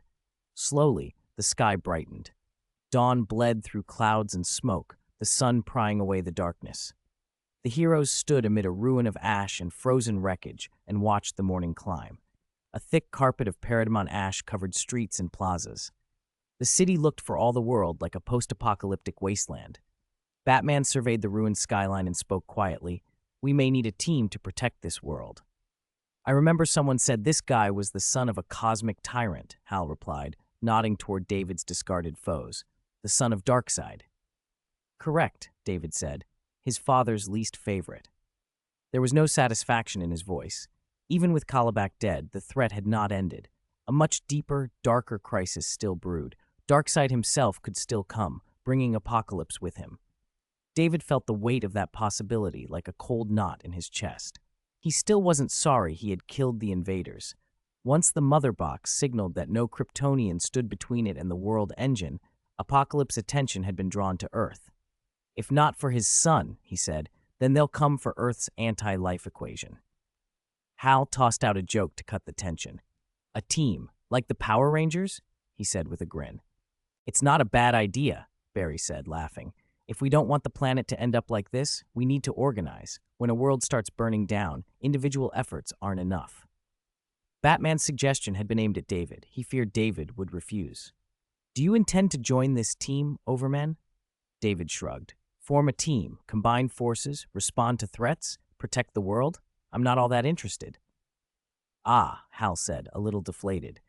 Overman was the strongest among them. Without him, they might not have survived today. Batman frowned, considering. David's tone shifted. "I'll consider being an honorary member." After the Brainiac affair, humans' gratitude and emotional response had raised David's emotional points significantly. He still had no desire to patrol the globe. He preferred not to be a constant traveling metahuman cop. But when the world itself was in danger, he would act. Being an honorary member satisfied the formal requirement without tying him down. A few in the group brightened at that. Others, like Clark, nodded in understanding. "Today will be remembered," the UN Secretary-General said later that day at a dais in front of the United Nations Plaza. Satellite footage and battle clips, some of them of David and the others, played giant on the screens behind him. The crowd cheered as the Secretary-General praised the heroes who had saved the world from annihilation. "Every age has its heroes," he intoned. "They guide us spiritually and physically." On the lawn below, several heroes in less conspicuous attire observed the proceedings. "Why are only we here?" one whispered. Hal winked. "Only half of the 8 who saved the world are present." Meanwhile, elsewhere in the city, a young man named Chen Xuan practiced quietly. He had tried the body-tempering fist once, and an unexpected prompt had appeared in his vision. Body-tempering fist, +1. Name Chen Xuan martial art, body-tempering fist not initiated, 130. A data panel hovered before him. Chen Xuan had transmigrated into a high martial world and carried with him a strange cheat, a proficiency system that made martial cultivation a matter of steady practice rather than blind luck. He watched in calm curiosity and murmured, "In this day and age, are there still cultivation bottlenecks?" Chapter 152, Asking for Leave. Grandpa Zishu is celebrating his birthday today. He's already in the late stages of cancer, and I don't know if I'll have the chance to celebrate with him again next year. I'm taking the day off, so tonight's midnight update will be moved to tomorrow morning. Chapter 153, Shazam? Transcendent, Resist Not Forecast. Diana explained that she's an Amazon princess and that humans aren't qualified to bestow honors on her, so she won't be coming. Clark, who knew the most about protocol, answered Hal Jordan's question. "That's true. You forgot she introduced herself as being several thousand years old." Flash leaned in and murmured, "Nations are tiny on a millennial scale. The UN Secretary-General is an honored elder, but to her, he'd be a newborn." He glanced toward David. David never liked this sort of public ceremony. Clark nodded. David, like Diana, didn't care for medals handed out with solemn speeches. He didn't need others to pin ribbons on him to validate what he had done. Arthur's motives were vague, Clark added. He didn't want to appear in the spotlight. As for Cyborg, Hal started, then faltered. Flash filled the silence. Cyborg can't accept his appearance yet. Barry Allen, still in his red combat suit, was aware that cameras and eyes would be on him. The thought that the scene would be broadcast globally made his palms sweat and his voice thin. He had only ever helped the police catch petty thieves in Central City. He'd never stood at an event like this. Imagine his half-human, half-machine form being displayed to the whole world. It would only invite invasive curiosity, public dissection. It'd be like tearing open a wound for everyone to see. They fell quiet, thinking of Vic.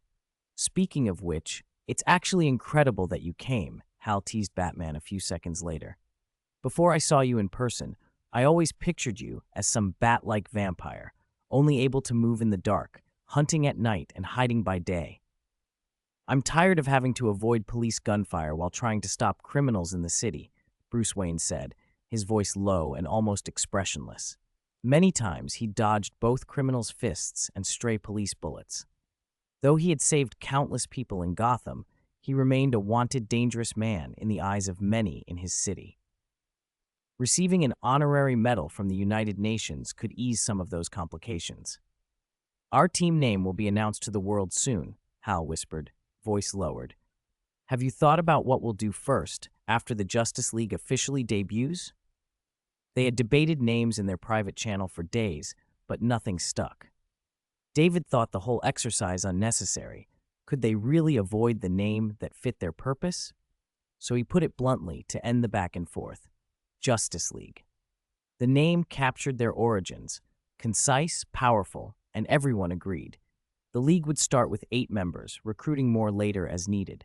David said he only wanted a nominal role, but no one would list the person who'd saved the world multiple times, the strongest among them, as merely nominal. After the awards ceremony, Batman said, the Secretary General hinted he has a task for us. Hal raised an eyebrow. What would the UN want them to do? The United Nations existed to prevent war, maintain international peace and security, and act as a mediator between nations. Whatever request came next would surely relate to that mandate. Is there a hotspot lately? The Middle East? When modern world wars are mentioned, minds inevitably go to the Middle East. Clark frowned. I saw it on the news. A country called Kahndaq has a new ruler. He unified his territory in 3 days with ruthless force. After taking power, he declared war on several neighboring nations, vowing to make those who bullied Kahndaq pay in blood. They're calling him Black Adam, Clark finished. In Smallville, sunlight washed over the highway, and a gentle breeze made for a pleasant morning. David's mother, Martha, had given him a shopping list. He took the family's red pickup to town for groceries. With his speed, he could have finished everything in seconds, but sometimes life moved too fast, and he didn't want to miss the small, beautiful things along the way. Sizzle, sizzle. The car radio cut off the song and started crackling with an electrical hiss. The display that had shown the track title flickered into strange symbols. David fiddled with the dials, to no avail. A force descended and wrapped around him. He raised an eyebrow and sat up. Trouble had a way of finding him even when he was home. He absorbed the power. This wasn't like taking in ordinary energies, kinetic or thermal, which flowed smoothly into him. This felt foreign, like the divine energy he'd once taken from Ares, but different and a little weaker. Magic, he thought. Another unfamiliar magical energy shivered out of the void and into him. David slammed the brakes and pulled the pickup to the roadside. He needed to know who was doing this. After the strain of projecting enormous magic across dimensions and failing to physically summon its target, the practitioner, the old man from another realm, coughing and clutching his battered chest, spoke through the car radio with a voice like dry dust. Overman, do not resist. My power is failing. I am waiting for you at the Rock of Eternity. Humanity needs your protection. The phrase jerked him. A voice calling him Overman in the middle of an ordinary morning was odd enough, but Rock of Eternity clicked into place immediately. Shazam? The Rock of Eternity, the stronghold of the Council of Eternity.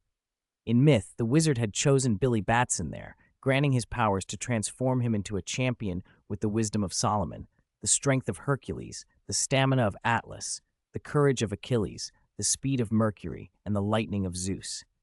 In this timeline, the wizard shouldn't have met Billy Batson yet. He was still searching for a successor. Why was he calling David? The decision was sudden. David stopped resisting and let the magic swirl around him. In the blink of an eye, he was standing in an ancient, sacred hall, where there should have been marble and light, ruin spread, rubble scattered across scorched floors, and jagged black marks scarred the walls, as if struck by lightning. Let me introduce you, Overman, or rather, David Kent. An old, white-haired man slouched on a stone throne, his staff nearby. His red robe was torn and singed, and when he spoke, his voice trembled. This is the Rock of Eternity, the strongest of all magical fortresses. I am the last of the Council of Eternity, guardian of humanity. This place looks like it just saw a major battle, David observed, taking in the stench of sulfur and charred air. The wizard blinked, surprised at the straightforwardness of the response. Had he expected awe? I summoned you to inherit my power and face the coming crisis for humanity. Me? David said, incredulous. 1 hour earlier, in a dim office, a woman recounted a strange experience in a video call. It happened on a normal morning. I woke up and went to wash, but when I opened the door, I wasn't in my living room.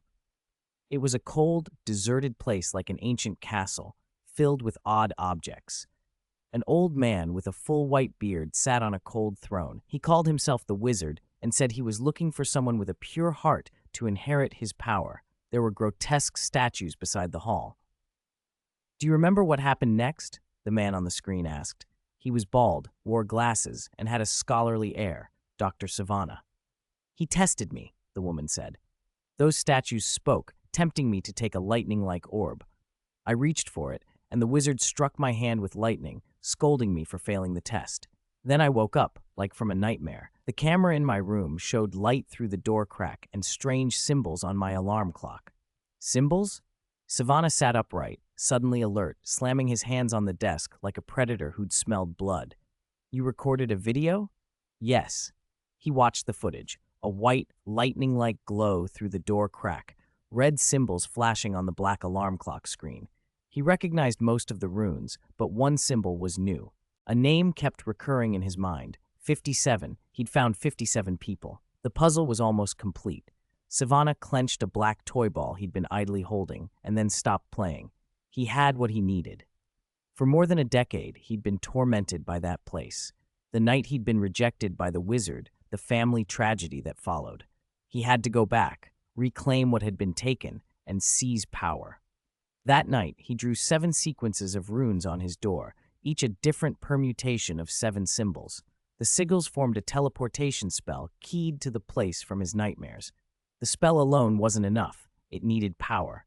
He slammed his toy ball, an ugly, pulsing orb laced with demonic energy, against the door. The ball dissolved, and a surge of corrupt force fed into the runes. He opened the door and stepped into the stone hall.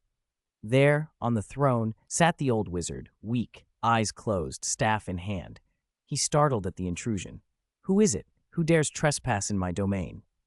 Savannah's steps were steady. As he approached, 7 grotesque statues around the hall came alive. Their eyes ignited with crimson light, and a triumphant laughter echoed. They had been waiting. Who are you? The wizard demanded. Savannah's voice was flat, but his eyes burned. You don't remember me. Maybe it's been too long. He told the story like a recital. More than 10 years ago, on a snowy Christmas Eve, his father had been driving him and his brother. He had failed the wizard's test as a child and was sent back to the car. He argued to go back, distracted his father, and the car crashed. His father died. His mother resented him. The inheritance went to his older brother. The town called him the kid who had killed his father. You said my heart wasn't pure enough, Savannah repeated coldly, quoting the wizard's judgment. It doesn't matter. I wasn't chosen then, but someone else chose me. While the wizard struggled to keep the seals intact, Savannah's hand found the lightning orb the wizard had used to test candidates. He grabbed it.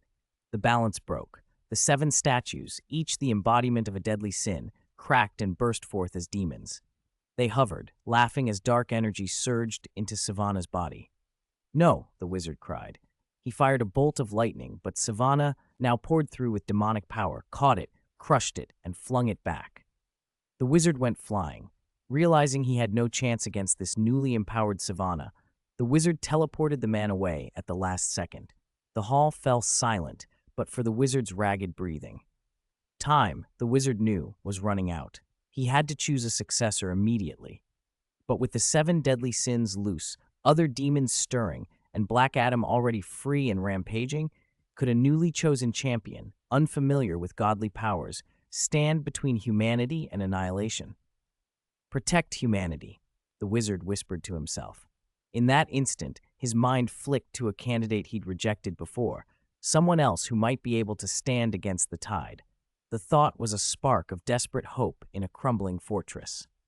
The Rock of Eternity trembled with ancient power, and somewhere beyond the halls of men and nations, choices were being set in motion. The wizard had lived for thousands of years, and his decaying body could no longer contain the Shazam force. Before his life ended, he had to find a successor to inherit that power and continue protecting humanity. At first I wanted someone with a pure heart, he said, leaning on his staff and fighting to stand. But I haven't found one. I had some time, until just now, someone broke into the Rock of Eternity. Maybe a perfectly pure heart is a fantasy. Even children can be swallowed by jealousy or rage. The wizard looked deflated, a little lost. A truly saintly soul is rarer now than a 3-winged bird. David watched him, Overman, feeling that the wizard had been scarred by his experience with Black Adam. The fear of handing godlike power to another Black Adam had warped him. He'd obsessed over perfection for millennia and found none. Once, the Council of Eternity had entrusted that power to a man, Black Adam. He'd been granted the 6 gods' power of Egypt, but used it to avenge his family, and then unleashed it in vengeance, destroying Kandak's capital and killing millions. The council regretted their choice and sealed him away. I saw in the news that Black Adam has broken free and now rules Kandak. Perhaps, the wizard admitted, approaching David with a bitter smile. If he considered himself someone who had protected humanity for ages, pure, he dared not say so.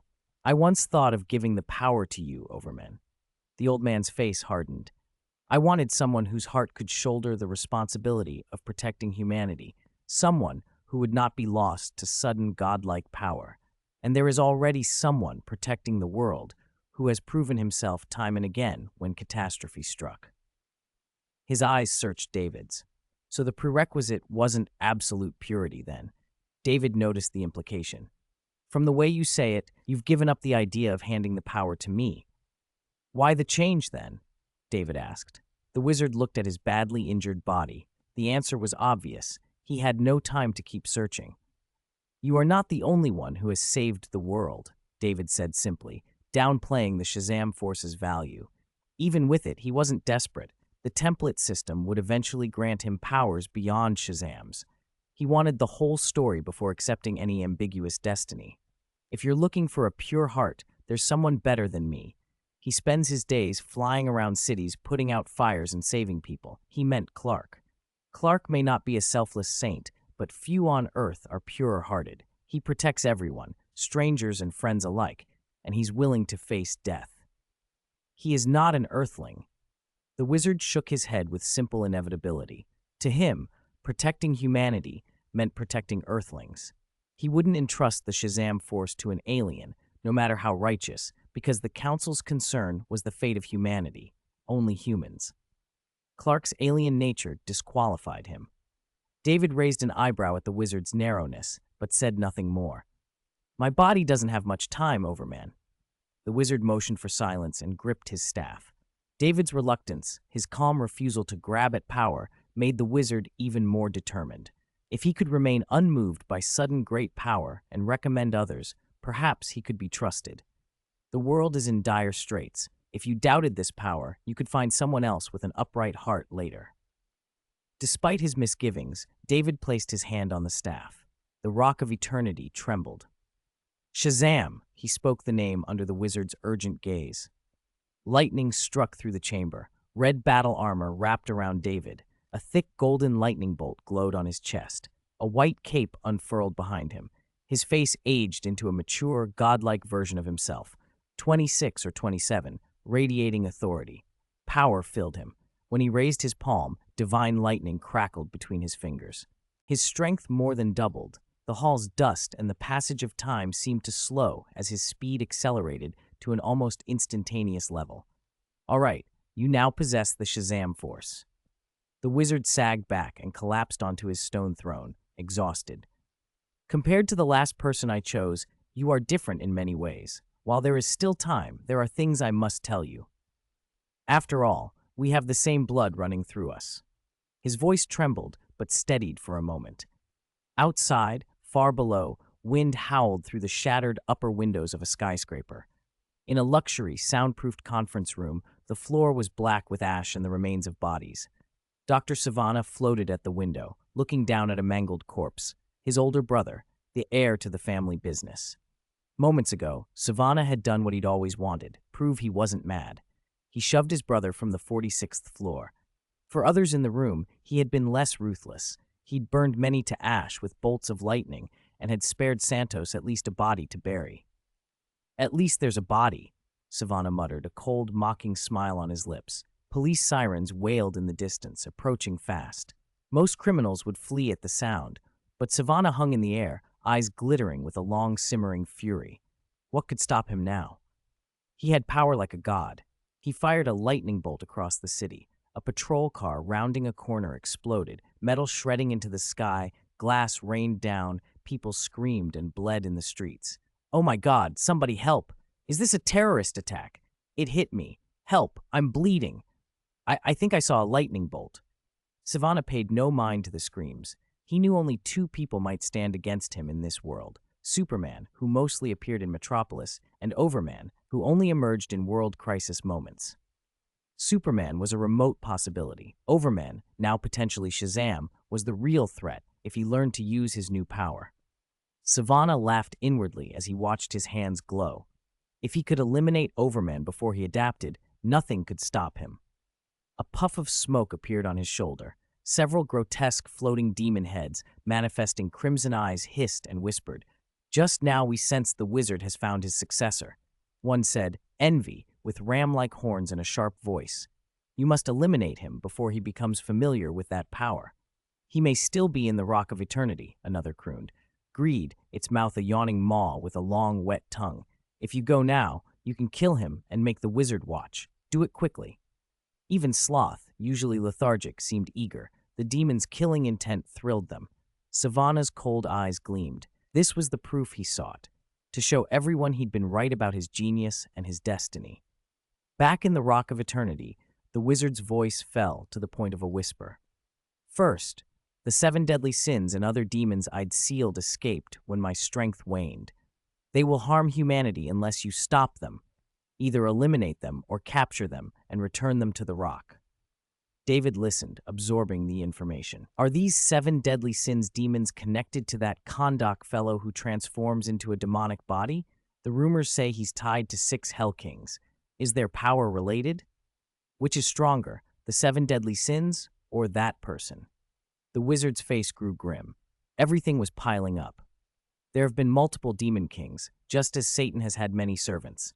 The 7 deadly sins were once 7 demon kings from one age who terrorized the human world and were sealed by us. Acton's descendant made a pact with later demon kings through a magical crown. So Savannah, influenced by the 7 deadly sins, should be stronger than Shabak, David reasoned, linking the demon's power to the other demonic names the wizard had mentioned.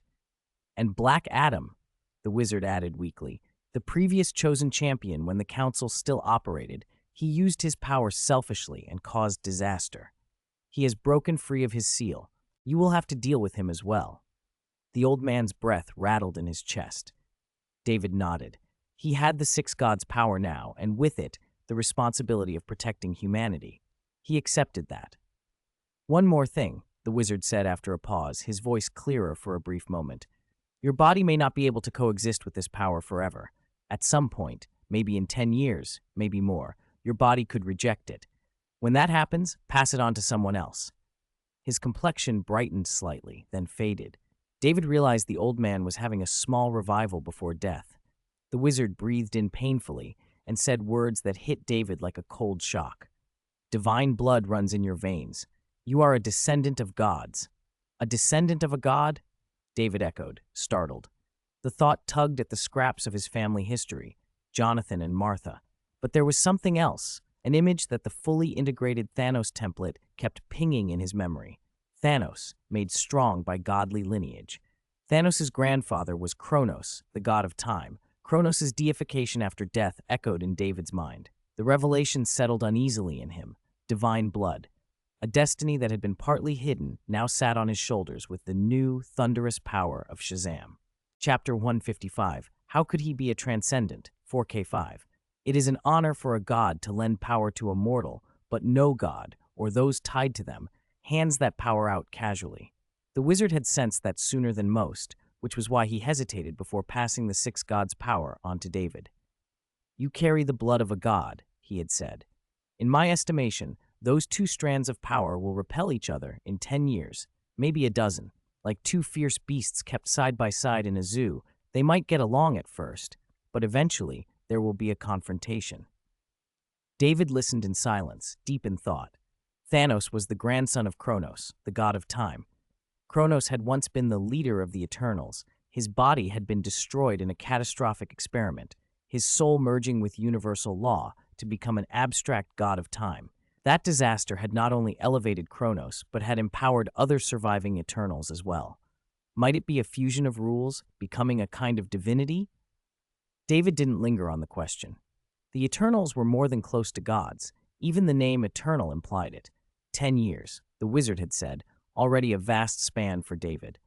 At the current pace of my own growth, I probably won't need the six gods' power to push my strength in 10 years, he thought. All right, I'm going into eternal slumber. At last I can rest. The wizard relaxed, preparing to stop holding himself together. His aging body, strained by the six gods' power, would dissolve. David didn't react. He knew the wizard wouldn't truly die.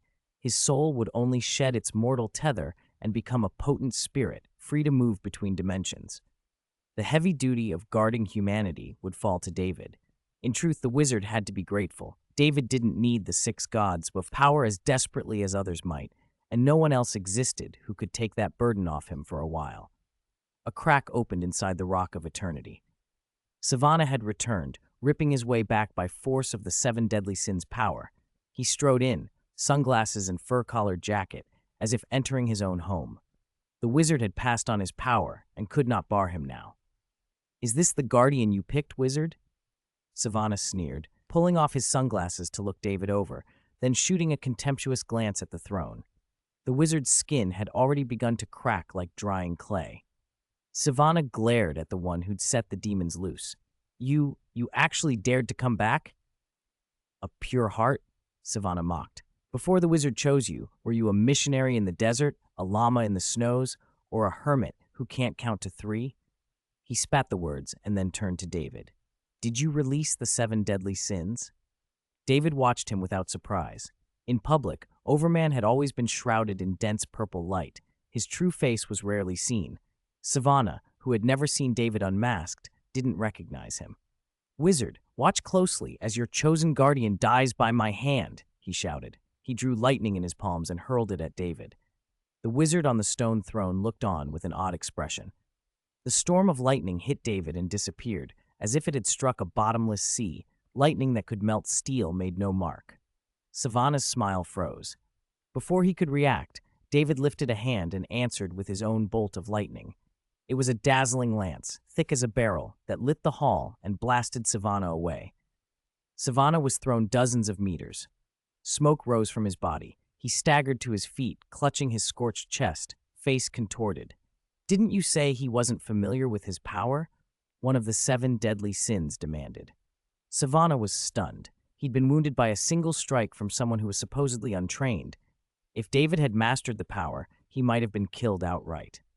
The 7 deadly sins' power rivaled the 6 gods' power. Were these demons bluffing him? This mortal is not right. Pride, condensed in smoke on his shoulder, hissed. Lightning flickered obediently at David's will. He had only just received the 6 gods' power, but given his mastery over energies, what use was there to learn it? Even without it, Savannah would not stand a chance. Burn him to ash. Wrath roared, and Savannah launched another torrent of near-plasma lightning. David answered with universe energy braided with divine lightning, purple and white thunder that collided with Savannah's discharge, whipping up a gale. Stone pillars were scorched and molten. If the Rock of Eternity weren't fortified by the Council of Eternity's magic, the clash would have torn the world itself apart. Savannah's lightning was immediately overwhelmed and driven through like a nozzle blast against a high-pressure cannon. It slammed into him, leaving him a scorched ruin, and blasted him back through the doorway into reality. He tore through the conference room, smashing a heavy wooden table to splinters, and finally steadied himself high above the city, suspended over a chaotic street. He looked back, aghast at the figure bathed in purple light. Recognition and terror warped his face. Over, man, he stammered. Indeed, I chose well. The wizard's voice was weak but relieved from the throne. If he hadn't chosen David, the newly appointed guardian might have died before learning to use his gift. After a final nod to David, the wizard's body turned to ash and drifted away. David stepped through the open doorway and back into reality. The Rock of Eternity existed in a separate dimension, and inheriting the six gods' power brought control of that fortress. He could bring people and things in and out at will. Overman! Oh my God! Overman is in Fawcett City! The crowd below noticed, shouting and pointing as the two figures faced off high in the sky. Savannah's voice shook. He wanted to run. He's only a mortal. Tear him apart. Lust shrieked. The other demons urged him on. But the 7 demons felt fear and humiliation swelling in them because Savannah showed it. No, he's not an ordinary mortal. Savannah snapped and fired off another bolt, then tried to flee like a streaking meteor. If I'd known it was you, I never would have said that, David called, ignoring the lightning and reaching out. He generated a gravitational field that seized Savannah mid-flight. Where once Savannah moved like a streak of light, he now floundered like a fish flung into thick mud. Panic seized Savannah. Let me go. I promise I won't oppose you again. He regretted ever stepping into the Rock of Eternity. If he'd known the wizard's final choice would be Overman, he would never have returned. He thought he'd found a puppet. Instead, he had walked into the jaws of a predator. Unfortunately, you saw my face, David replied coldly. I can't let you remain in this world. Your secret will stay secret forever. Savannah's plea turned to a scream as David closed in and planted a fist in his head. The impact detonated like a missile. Savannah felt his skull vibrate and heard his facial bones crack. He flew backward into the skyline. Just as he came down hundreds of meters later, David overtook him and struck again. This time a tall demon, Wrath, erupted from Savannah's body, catching David's blow with both hands. Don't think you can, Wrath bellowed, molten light raging from his form, power like a supervolcano. He is the vessel of our strength. David easily flung Wrath aside and kept pursuing. Pride materialized next, crackling with thunder, but was cut down by a single strike. Sloth, greed, lust. One by one, the demons were blown away by David's hands. Aside from Wrath and Pride, who still seemed dangerous, the rest were like children swatted away. The six gods' power already outclassed the 7 deadly sins' power. Coupled with David's own might, he was more than twice as strong as Savannah had been. Savannah, who had once threatened Shazam, couldn't stand against him. The last of them, Envy, barely began to appear when David's hand clamped around Savannah's throat like an iron pincer. Purple lightning flared, and the demon form that had sheltered Savannah disintegrated. No, Overman, I'll give up my power. Savannah choked, desperate to bargain. It's too late. David's voice was flat as he squeezed. Dazzling divine lightning roared through his palm and into Savannah. The man's body went up in a flash, reduced to ash and blown away, his terrified cries cut off. Pride and the others screamed and scattered, but without a host their forms could not hold. The lightning orb coalesced in the air, drawing the disintegrated demon smoke back inside like a powerful vacuum. David plucked it from the air and rolled it in his palm. The wizard's most pressing problem had been solved, and before noon. Still, it was lucky he came back for himself. Tracking him down wouldn't have been easy otherwise. David let his gaze linger on the drifting ash of Savannah. That monster has been dealt with. Long live Overman, came the shout from the street. People and police below were cheering. Savannah had blown up a patrol car earlier. Many had died or been injured. His end at Overman's hands pleased the crowd. David had no interest in accepting adulation. He'd been interrupted from something much more mundane. His mother, Martha, was still waiting for him to pick up dishcloths. He was about to leave and run errands. "Send the 7 deadly sins back to the Rock of Eternity, then I'll go to the supermarket," he muttered. But a breaking international news flash on the city center screen froze him. The Justice League's first combined mission had gone wrong. The feed showed lightning slamming into the sky over Kahndaq's ancient royal palace. Clark was hit and sent flying, pain on his face. A hulking man in black armor, someone like a living wrecking ball, had Hal Jordan and Flash in each hand and casually tossed them aside. Diana, Batman, and Arthur faced the muscular intruder with grave expressions. "Superman," a deep voice sneered on the broadcast. "Justice League, a convenient gathering, but where is Overman?"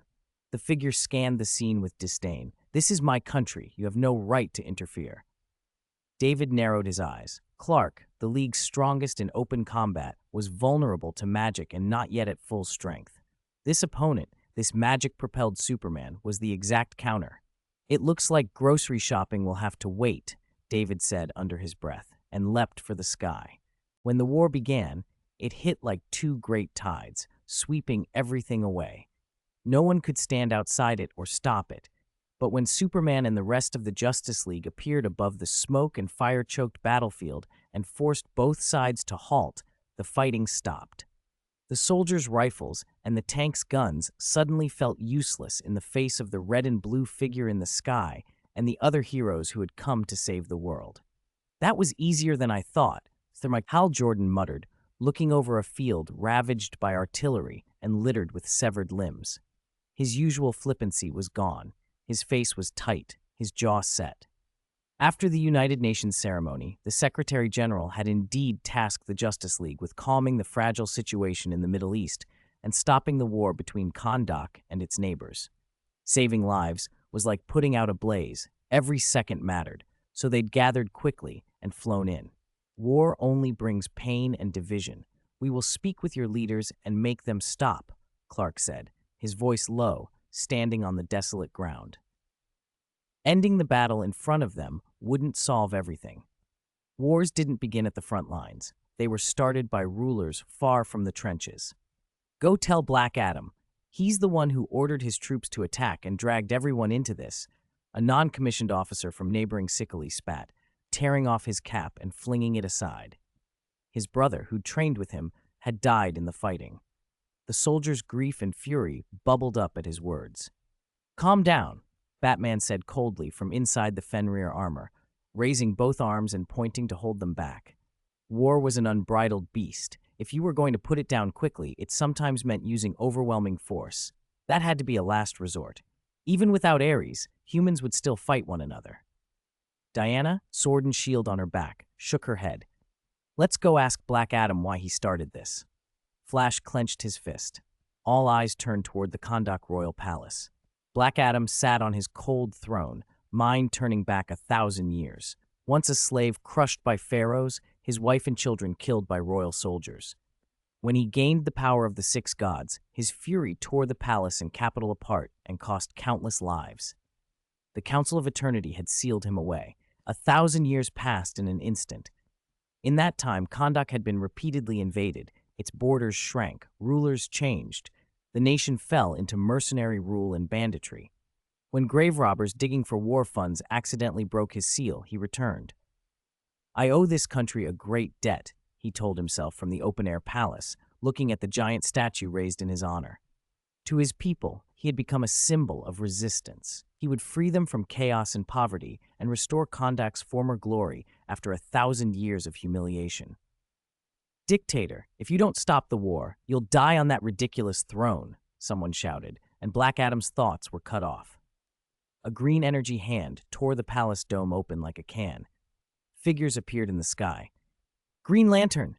Batman barked. Green Lantern's actions were extreme. Their plan had been to negotiate peacefully first. Force was the fallback.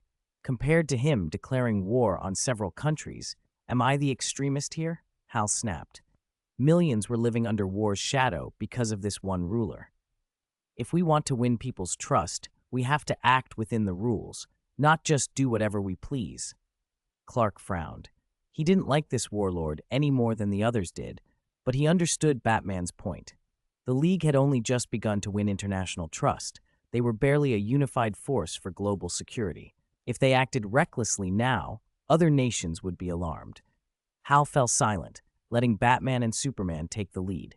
Before Batman could speak, the throne room emptied. Black Adam vanished.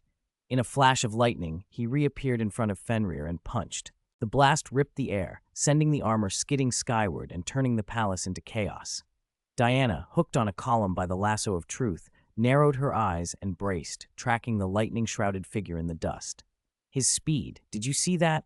I did, but he was a step faster than me. I didn't react in time, Clark said, heart suddenly racing. He can fly. Flash, perched on the dome's edge, had seen the speed too, even if he couldn't. Be careful. He also commands lightning. Batman righted himself high in the sky. The lightning contained in just that punch could power a city for decades, he reported, scanning the armor's displays. Black Adam hovered, lightning crawling over his black battlesuit. He looked down at them, disdainful. Who gave you the right to storm my palace and lecture me like I don't exist? We're not here to fight, Clark replied, flying up and planting himself between the ruler and his throne. He kept his temper in check. You've destabilized the region and ordered your troops to invade neighboring countries. Power doesn't give you the right to do whatever you want. Black Adam's eyes flashed. Since I broke free of that seal, I've heard your names. Justice League? You're all here, but where's Overman? He sneered. This is my country. It's not your place to interfere. Half a month ago, no one here even knew you, Arthur Aquaman growled, losing his temper. He lunged, thrusting his trident. It sliced through the air, only for Black Adam to catch the shaft in one hand and channel lightning through it. Arthur's ancient-looking trident was actually Atlantean tech capable of firing energy. The attack pushed back, but the lightning overpowered it. Black smoke curled from Arthur's body as the electricity seared him. He let go and fell. Cyborg shot up, grabbed Arthur, and opened with a sonic cannon from his palm. The blast struck Black Adam's chest, but the ruler merely tilted as if slightly shoved. He lifted a hand, and lightning struck Cyborg, tearing him out of the sky. Cyborg staggered to his feet. Systems scrambled. Damn it, the electrical interference is frying my sensors. Enough, Black Adam snarled. He advanced, his presence like thunder. Diana leapt, sword flashing. At first, he barely bothered to dodge, but then she nearly cut him. He felt something strange from that nearly silent arc of the blade. He sidestepped, but the Godkiller's sword still opened a wound on his cheek. You actually managed to wound me, he said, touching the blood. Since the wizard had chosen him, his body had rivaled the gods, and he had never been hurt like this. He looked at Diana, studying her a long moment. There's a godly aura about you. It reminds me of the lasso of truth and this sword. Diana, whose reflexes had already dodged a strike from within an arm's length, drew her divine shield and planted herself, sword ready. Who are you? If Ares hadn't been killed by David, and if your pressure wasn't stronger than his, I'd think you were another of Ares' creations, she said. Black Adam raised his arms, voice echoing across the ruined hall. I was chosen once to protect this world. Then I was betrayed and sealed for 1,000 years. When I returned, I swore to restore my country's glory. Your restoration is dragging it into war? Clark snapped and struck. The League converged. Batman, Diana, Cyborg, Arthur, Superman. Energy and lightning exploded through the air. Black Adam held the power of 6 Egyptian gods. Shu's endurance, Horus's speed, Amon's strength, Aton's Ra's divine power, Mehen's courage. Every advantage combined. He was flawless. Green Lantern, Cyborg, and Arthur, on the lower power tier of the team, were no match. They were overpowered and flung away in quick succession. Flash ran in a blur around him, faster than Black Adam by a hair, but the ruler raised a sheet of lightning that filled the palace dome. There was nowhere to hide. Even the Speed Force barely protected Flash, his body charred and smoking. He collapsed stiff and exhausted, as if hit by high-voltage current. Soon only 3 combatants remained effective. Fenrir armor could absorb energy and take the lightning, but it was too slow, an enormous, vulnerable target being blasted repeatedly. The suit wasn't finished. It lacked the auxiliary computing system capable of tracking Flash speed movement. Black Adam smirked and swung, launching the massive armor skyward. He dodged Diana's Godkiller sword and, without even using more lightning, punched. She flew back. "Your weapon is clever, and your strength is not far from mine," Black Adam said, "but your speed is lacking." Diana had used her bracelets to absorb and reflect lightning before, and had nearly caused him trouble. She spat a mouthful of blood, braced with her sword, glaring defiantly even as she struggled to remain standing. Clark's temper flared. He let loose a barrage of punches. "Superman, so you are as powerful as they say. Younger than I expected." Their collision sent shockwaves. The palace collapsed around them like a house of cards. Black Adam was knocked back more than 10 meters. He recovered quickly. Electricity cracking from his eyes shot into Clark's face and snapped his head back. "I've discovered something about divine power. It's your weakness. Normal force might need 10 parts to hurt you, but lightning takes 3, even 2. "Arr!" Clark screamed as lightning flooded his chest like a waterfall. He didn't understand why this lightning hurt so much. Natural lightning had never affected him like this. Seizing the instant Clark's muscles locked under the electrical assault, Black Adam slammed him to the ground. The floor fractured. Then his fists came down like a storm, a rain of blows that battered Clark into the earth. Within seconds, Superman lay bloodied and dazed, his head battered and vision blurring. Batman, fleeing back at high speed, was backhanded and smashed into a line of columns. The Fenrir armor, built from elite, secret Promethean alloys, took damage, pitting, scarring, smoke, and fried components. "Justice League?" Black Adam roared, flying above the ruin, his massive figure silhouetted against the smoke. He glanced at the son of Krypton on his fist, contempt in his voice and a hard edge of warning. "I don't care how you patrol as vigilantes elsewhere, but Kondak is off-limits to the Justice League. Consider this your only warning." "Off-limits to the Justice League? I'm not even a permanent member. Does that apply to me too?" a voice said, rumbling like distant thunder from the horizon. Chapter 157, Redemption and Transfiguration Vocabulary. In Africa, in a small country called Yasir, the faithful gathered inside a solemn, venerable church. A tall young man in a blue and white cape and battlesuit knelt before the priest. A stylized Z gleamed on his chest. His hands were clasped in prayer. When he rose, his face was resolved, almost holy, an angel stepping into the mortal world, ready to save humanity. "Father, I am ready to go." The elderly priest, bald with white hair and a gaunt frame, smiled kindly and narrowed his eyes with encouragement. "Go, Gerard. Look at this tiny country that once rejected all faiths. Because of your work, people can now choose their beliefs freely, bathed in the Lord's light." "You are the best proof of the Lord's existence," Gerard answered. "Several nations in the Middle East are locked in war now, and the Justice League cannot reach them. They are waiting for you. You are stronger than anyone else on this world. You represent the Lord, like your name, Redemption. Bring his redemption wherever you go and spread his gospel."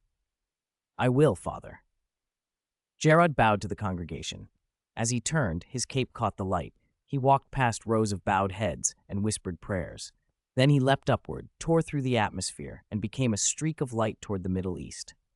High above Kondak, thunderclouds swirled. Black Adam lifted his chin and scowled at the sky.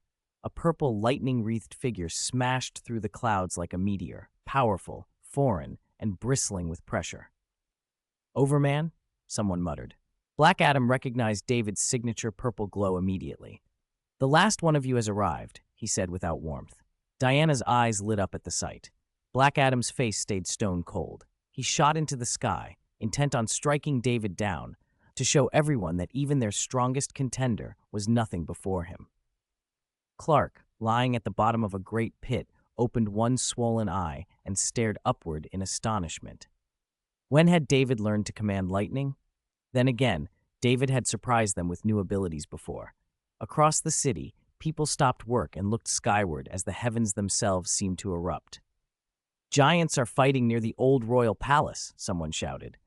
Lightning split the clouds. "The Justice League. They've come to our country." "Is Overman here to face Hero Adam?" another asked, bewildered. For generations, people had told a story about a savior from 1,000 years past, Hero Adam, who had overthrown a tyrant named Acton and sacrificed himself. When Black Adam seized Kondak's throne, Many hoped he was their long-awaited deliverer, the living embodiment of that ancient statue in the capital square. But his wars to reclaim lost lands and restore Kandak's past glory only brought conflict. People wanted stability, they wanted a better life. Territorial pride didn't erase the generations of suffering. If he used his power to improve our lives, then I'd call him Hero Adam, someone muttered. Most weren't so sure. Black Adam rocketed upward to meet David. From a distance, David stamped down like a mountain of gravity, pinning Black Adam's flight with an immense pull. The attack slowed Black Adam as if he were flying with a mountain on his back. Sparks coalesced into blinding lightning. Like a god poised to strike judgment, David thrust his hand forward and hurled thunder at Black Adam, smashing him. Black smoke curled as Black Adam hurtled to the ground, crashing into the earth and gouging a deep crater. "Wizard," Black Adam bellowed, eyes flashing with unnatural light. Lightning burst from his palms and slashed at David. Beneath the lightning, he sensed something familiar, an origin that echoed his own power. "You're the wizard's newly chosen guardian," he spat. The voice sounded like millennia of anger. Black Adam's aura flared, like a divine bull rampaging across the sky. He lunged, swinging a fist aimed to crush David's skull and avenge 1,000 years of imprisonment. David parried easily, barely moving, then backhanded Black Adam with a blow of overwhelming force. It struck like a warhammer. Black Adam's eyes bulged and his throat tasted like blood. He was sent hurtling back through the air. The ground beneath shook and spat up chunks of earth. "Coincidentally," David said as he floated down, radiating calm and absolute confidence, "I saw international news about you a few days ago. I didn't plan to bother with you unless you started destroying the world, but since I've accepted this power, I have to do something." He glanced at Clark, slowly climbing out of the pit, blood smeared across his face. "Also, you're a bit too arrogant. Do you think you can arbitrarily declare restricted zones on this planet?" Pain and anger rippled across Black Adam's face. The blow had woken old emotions. A bolt of lightning struck him mid-recovery, mending flesh and bone. He spun like a cannonball and launched himself at David with a roaring, swinging fist. "The wizard is dead?" Black Adam snarled, enraged. "Did he tell you to reseal me before he died? You dare try?"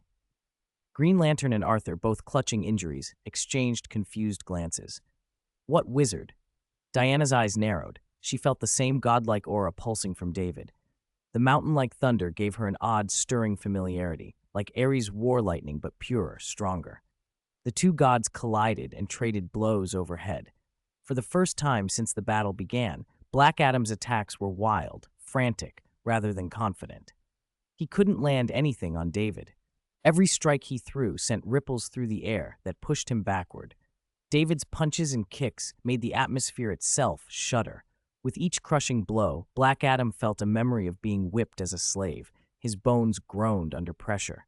Batman opened the cockpit of their craft and frowned, watching the sky fight. As a combat master, he could tell strategy by posture. Black Adam's bull-like assaults were less an expression of strength than of panic. When David arrived, the invincible, marble-cold god had faltered.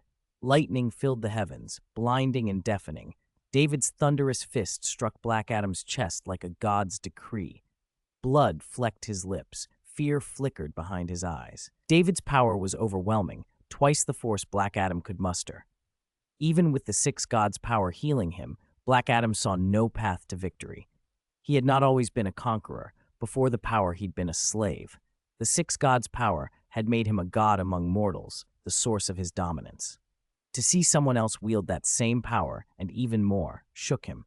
Panic turned to seething anger. He refused to return to that nameless, powerless past. "You can't defeat me. Overman," he roared. He poured every last reserve into the assault. Lightning crackled off his skin as the six gods' power fought to mend him. For a moment the tide turned. He managed to stem David's advance. "Kondak is my country. You will all be driven out." But divine power, no matter how vast, is not infinite. David's purple eyes deepened. The lightning in his hands began to braid with universal energy, an aura of destructive intent. Purple and white torrents braided and struck Black Adam soundly.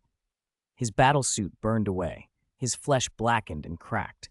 Blood streamed from his nose and mouth. The gravity that had pinned him now grounded him like a target in a swamp, unable to dodge, unable to hide.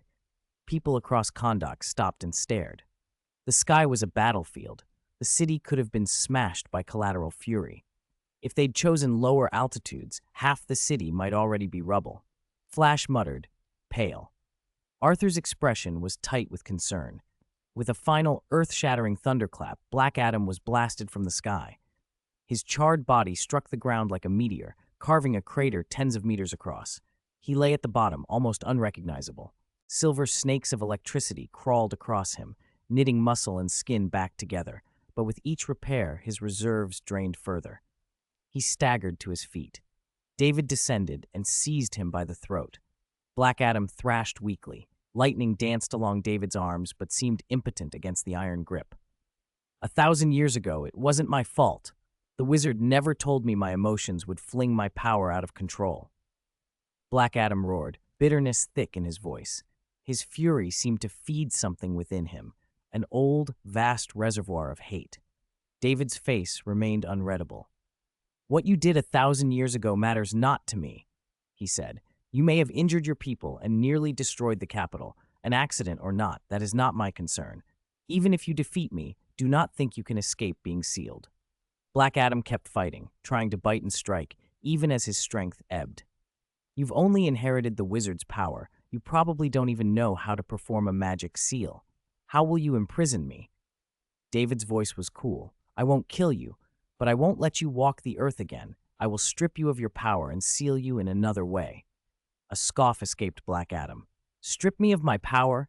Even the wizard couldn't do that. David's eyes flicked to Diana. Diana. Diana understood at once. She fetched the lasso of truth and tossed it to David.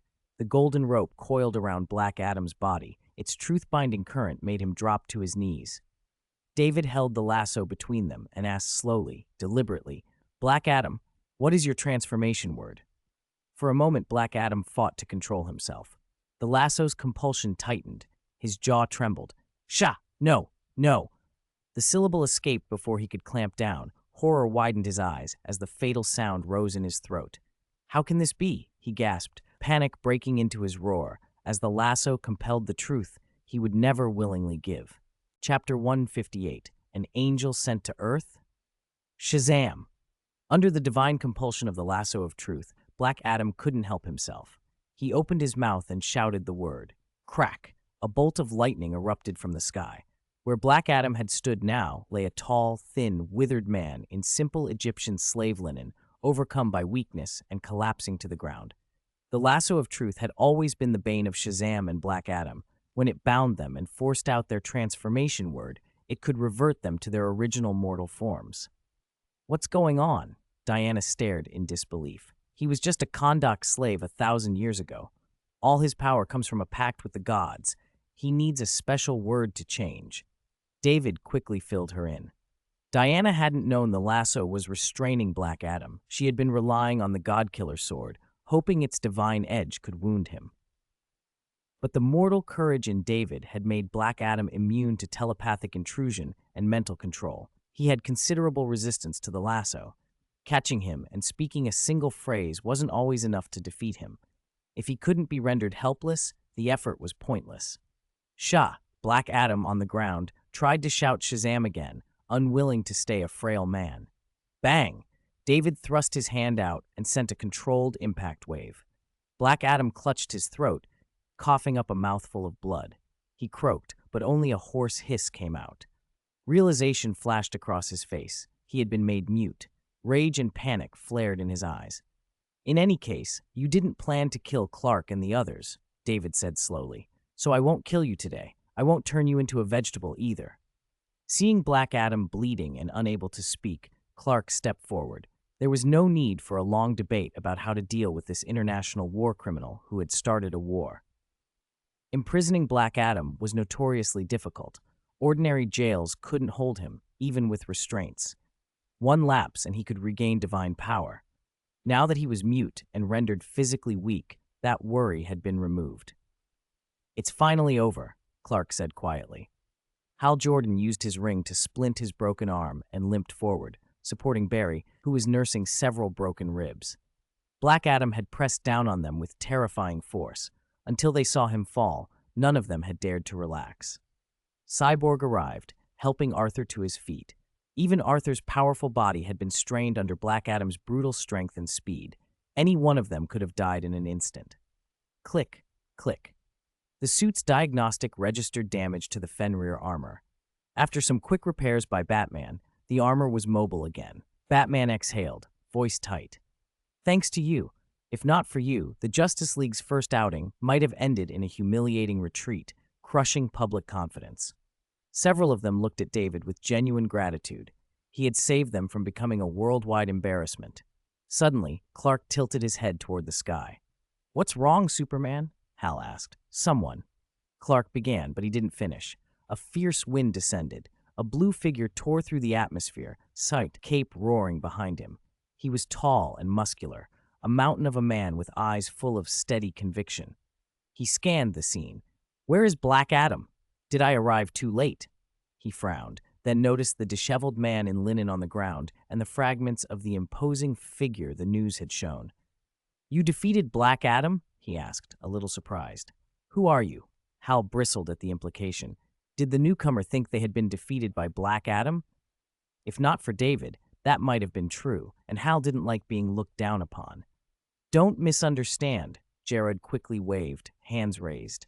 He glanced at the fallen man and for a moment looked lost, as if a warrior bereft of his purpose. This puzzled everyone. It was unlike the resolute figure who had first arrived. "Since Black Adam has been dealt with, the wars between nations should abate. Thank you for bringing peace back to the people the Lord created here," Jared said, then raised his fist and flew off.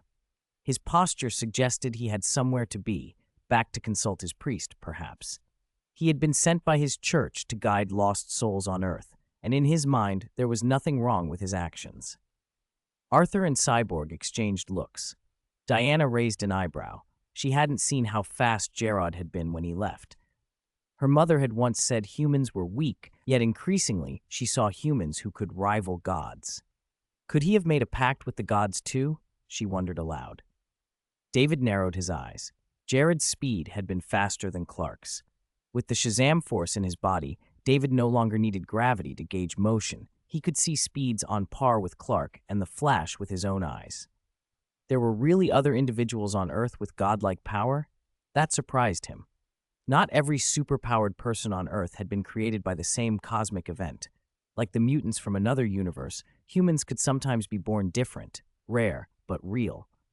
"Powers like that are rarer than they look," he muttered.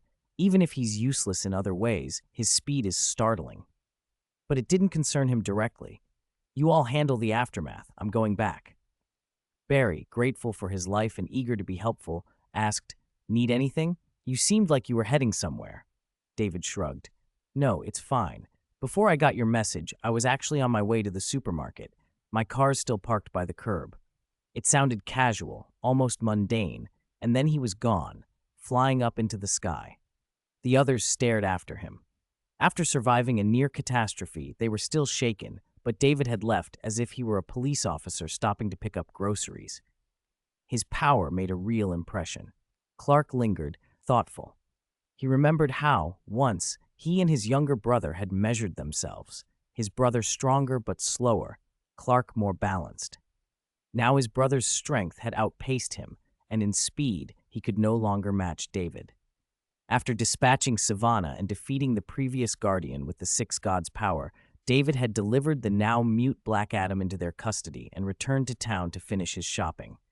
The wizard had likely not expected that the threat he warned David about would be handled so thoroughly in a single day. Back at home later, remembering the battle, David resolved to learn more about the Six Gods' power he'd acquired. He could already manipulate divine energy with precision, even controlling lightning at micro levels, but in combat he'd been surprised by Black Adam's trick of bathing in lightning to heal. Both of them have the Six Gods' power, he thought. Everything Black Adam could do, Shazam should also be able to do. Shazam was probably still a child somewhere. The power might still be dormant, waiting to be discovered. On a private island between Gotham and Metropolis, one of the Wayne family's many holdings had been repurposed as the Justice League's base. In the Great Hall, a white stone round table stood without head or foot. Batman sat in his carved chair, bearing the bat symbol. One of the 8 chairs had a purple sigil carved into its back, David's seat. He tested the oak and grimaced. Not very comfortable. Rooms in the base are prepared for you, Barry said, shrugging. Relaxation and entertainment facilities included. But when we're at this table, we should be focused, not lounging. Is that why, with all your money, you picked these chairs? Barry muttered. Where are Clark and the others? David asked. Only 4 people were in the room. Superman is in Metropolis, stopping a forced demolition in the slums, Cyborg replied. Wonder Woman chased robbers at a natural history museum in Detroit. Green Lantern is helping Aquaman trace a maritime human trafficking ring. Batman turned serious. How's the information on Jared coming along? Cyborg projected files and images with a flick of his hand. He had penetrated even top-secret military databases and gathered everything they could find. The figure in the dossier was young, with brown hair, a flowing cape, and a Z symbol on his chest. David recognized him from Kondak. Your expression is tight, David observed. He made you uneasy that day? Batman answered slowly. It's not only his abilities. He claimed religious backing, Batman continued. He seemed devout. From the way he speaks and holds himself, he's very fixed in following orders. He does things with conviction, but he doesn't seem to form his own opinions. He seems used to following others' guidance and gets confused when he has to decide for himself. Someone without opinions isn't inherently dangerous, Barry said. What's worrying? Power plus religion, Cyborg replied. It forms a different kind of danger. The First Redemption Church in Britain declared him a beloved of God, proof of God's existence, an angel sent to Earth to bring redemption. An angel of God? The question hung in the air. David, who'd been quietly watching the files, raised an eyebrow. Does God really exist? He asked. Diana had told them she'd seen Greek gods. Perhaps an all-powerful god could be real too. Batman and Cyborg both looked grim. All eyes turned to David, waiting for an answer. He paused, then gave them a small, wry smile and said plainly, Yes, God exists. After the tense discussion, David even mentioned something lighter, a friend's book recommendation. It was a cultivation novel, the old martial arts mythos where practitioners refine their essence into chi, using food, elixirs, and techniques to transcend their mortal limits. The story followed Gu Xiaofeng, who transmigrated into a world of cultivation and advanced without the usual bottlenecks. Mastering every technique from the Great River Health cultivation technique to the heaven and earth immeasurable scripture, ultimately achieving the Yellow Springs undying scripture, essence and chi eternal, immortal and undying. It was the sort of escape reading that, David said, helped him relax after a long day. Chapter 159, People Have Limits, 4K5. God, does God really exist? They all stared, stunned. Is it too late for me to go back to church and start praying every week? Flash muttered, glancing up and making a half-joking prayer gesture. Batman frowned, not sure whether he doubted what David was saying or was questioning something else. David's face was calm. He spoke plainly. God, in this universe, does exist. Not only that, he is omniscient, omnipotent, supreme. There was nothing in the multiverse more powerful than God, David continued, but he rarely appeared before mortals. Many of the angels he created had never seen him, only heard his voice. There were even stories of angels who rebelled and fought their way to the highest reaches of heaven, only to find an empty throne. If I were a god, Batman said, his brow easing as he spoke, I don't think I'd be interested in micromanaging the fate of every mortal. Cyborg's faint resentment faded as Batman's tone softened. And if God is as powerful as the scripture says?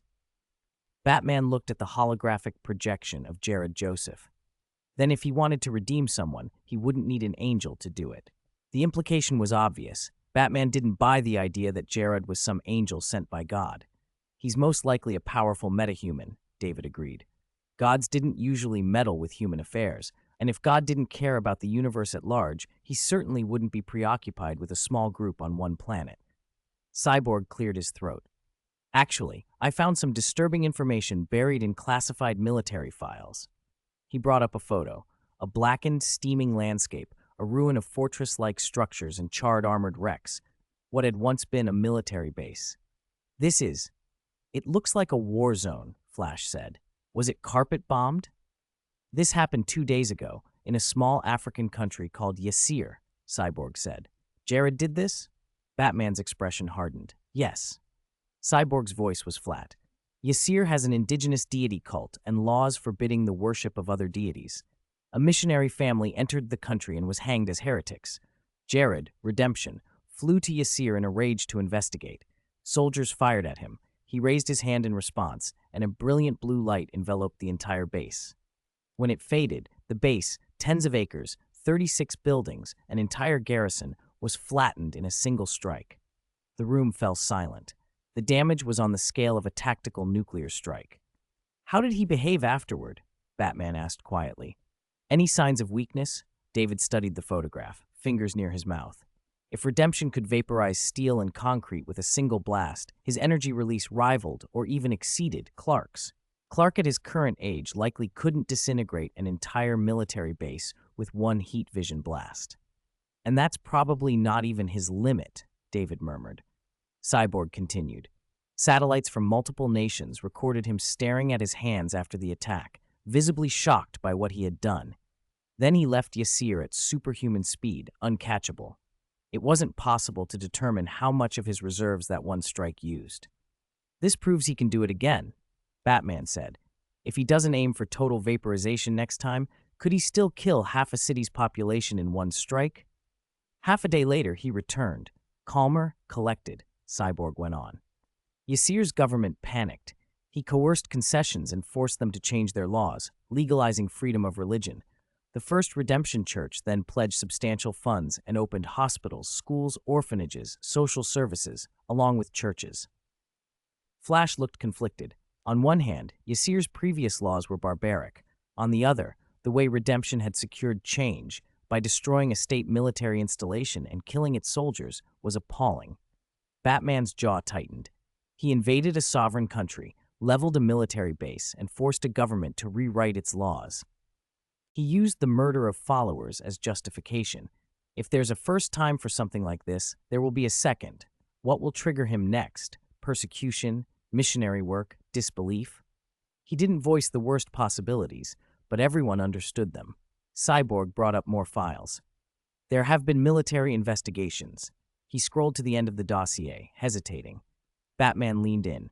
Who runs the First Redemption Church? The founder is a priest named Hai Tuo Hua, Cyborg said. He appears to be 60 or 70 years old. He recruited Jared. His identity is obscure, likely an alias. Whenever Redemption deploys to places where faith is suppressed, Hai Tuo Hua uses the internet to rally believers to pray for redemption. He tells them to believe in the Lord and to believe in redemption, saying their faith can be converted into redemption's power. Faith converted into power? The others seized on that phrase. Is that his limitation? Without followers' faith, he has no power? Flash asked. David raised an eyebrow. He'd seen Jared's power and been impressed. This wasn't some unknown weakling. Not good, he said. As Cyborg and Flash processed the idea, Batman's expression shifted to alarm. What's wrong? Redemption is 26. He discovered his powers 2 years ago, Cyborg said. Who would be shocked by a power they've had for 2 years, unless it surged in a short time, so fast it felt unfamiliar? Batman pulled up timelines on the holo display. Redemption's trip to Yasir coincided with other recent displays of power in several countries, and the First Redemption Church's recruitment drive has intensified, he said. Faith feeds his power. The more believers he has, the stronger he gets. David nodded. He displayed godlike power in Yasir. The persecution there will have inflamed faith, converts everywhere. The church must have gained more followers. His power would increase again. And that's not all, Batman added, moving to the window and staring out at the dark sea. Persecution, vengeance, emancipation, this is excellent propaganda. With enough money and control over the narrative, you can manufacture public opinion. Imagine the headlines. Cyborg closed his eyes and scanned global news feeds. He exhaled. For now, the international headlines are mostly about us. All three checked their phones. The Justice League's intervention in the Middle Eastern conflict dominated world news. The comments below were split. Some hailed the League as guardians. Others questioned their authority to intervene in sovereign affairs. Some called for countries to unite and regulate or even restrict the League. People are talking about Black Adam's power too, David said. And Overman. Overman's strength draws a lot of attention. Nearly 60% of the chatter is about him. Flash shrugged. He saved us more than once. There's no bitterness on my end. He smiled and pocketed his phone. Batman put his own device down. Think about it. If Redemption already becomes this strong with limited influence, if only parts of Britain and a few small countries follow him, what happens when the whole world hears about him? How much more powerful could he become? Cyborg shook his head. I can't silence the world.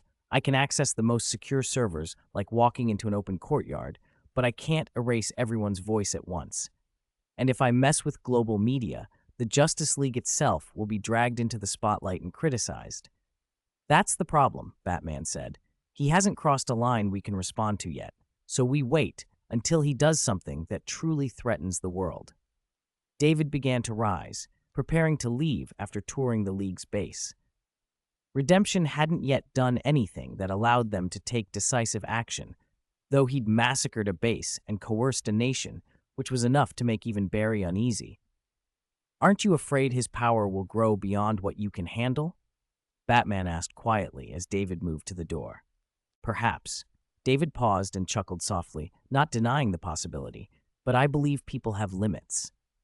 The idea that faith converts to power reminded him of Gladiator from the Marvel stories, whose strength rose with his confidence.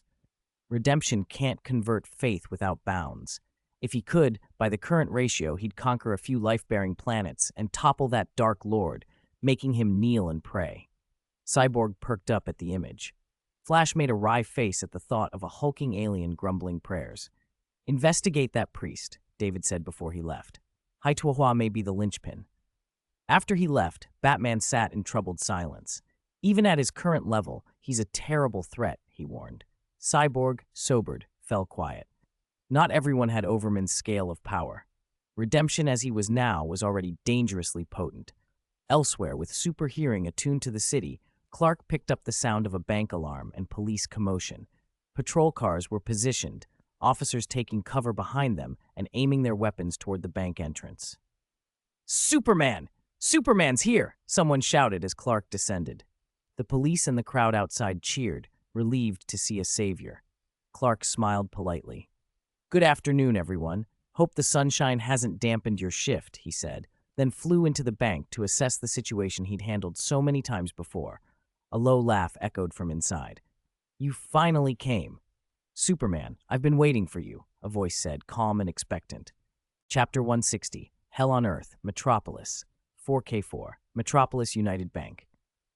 A man in a sharp red and black trench coat lounged on a waiting sofa as if he were killing time at a train station.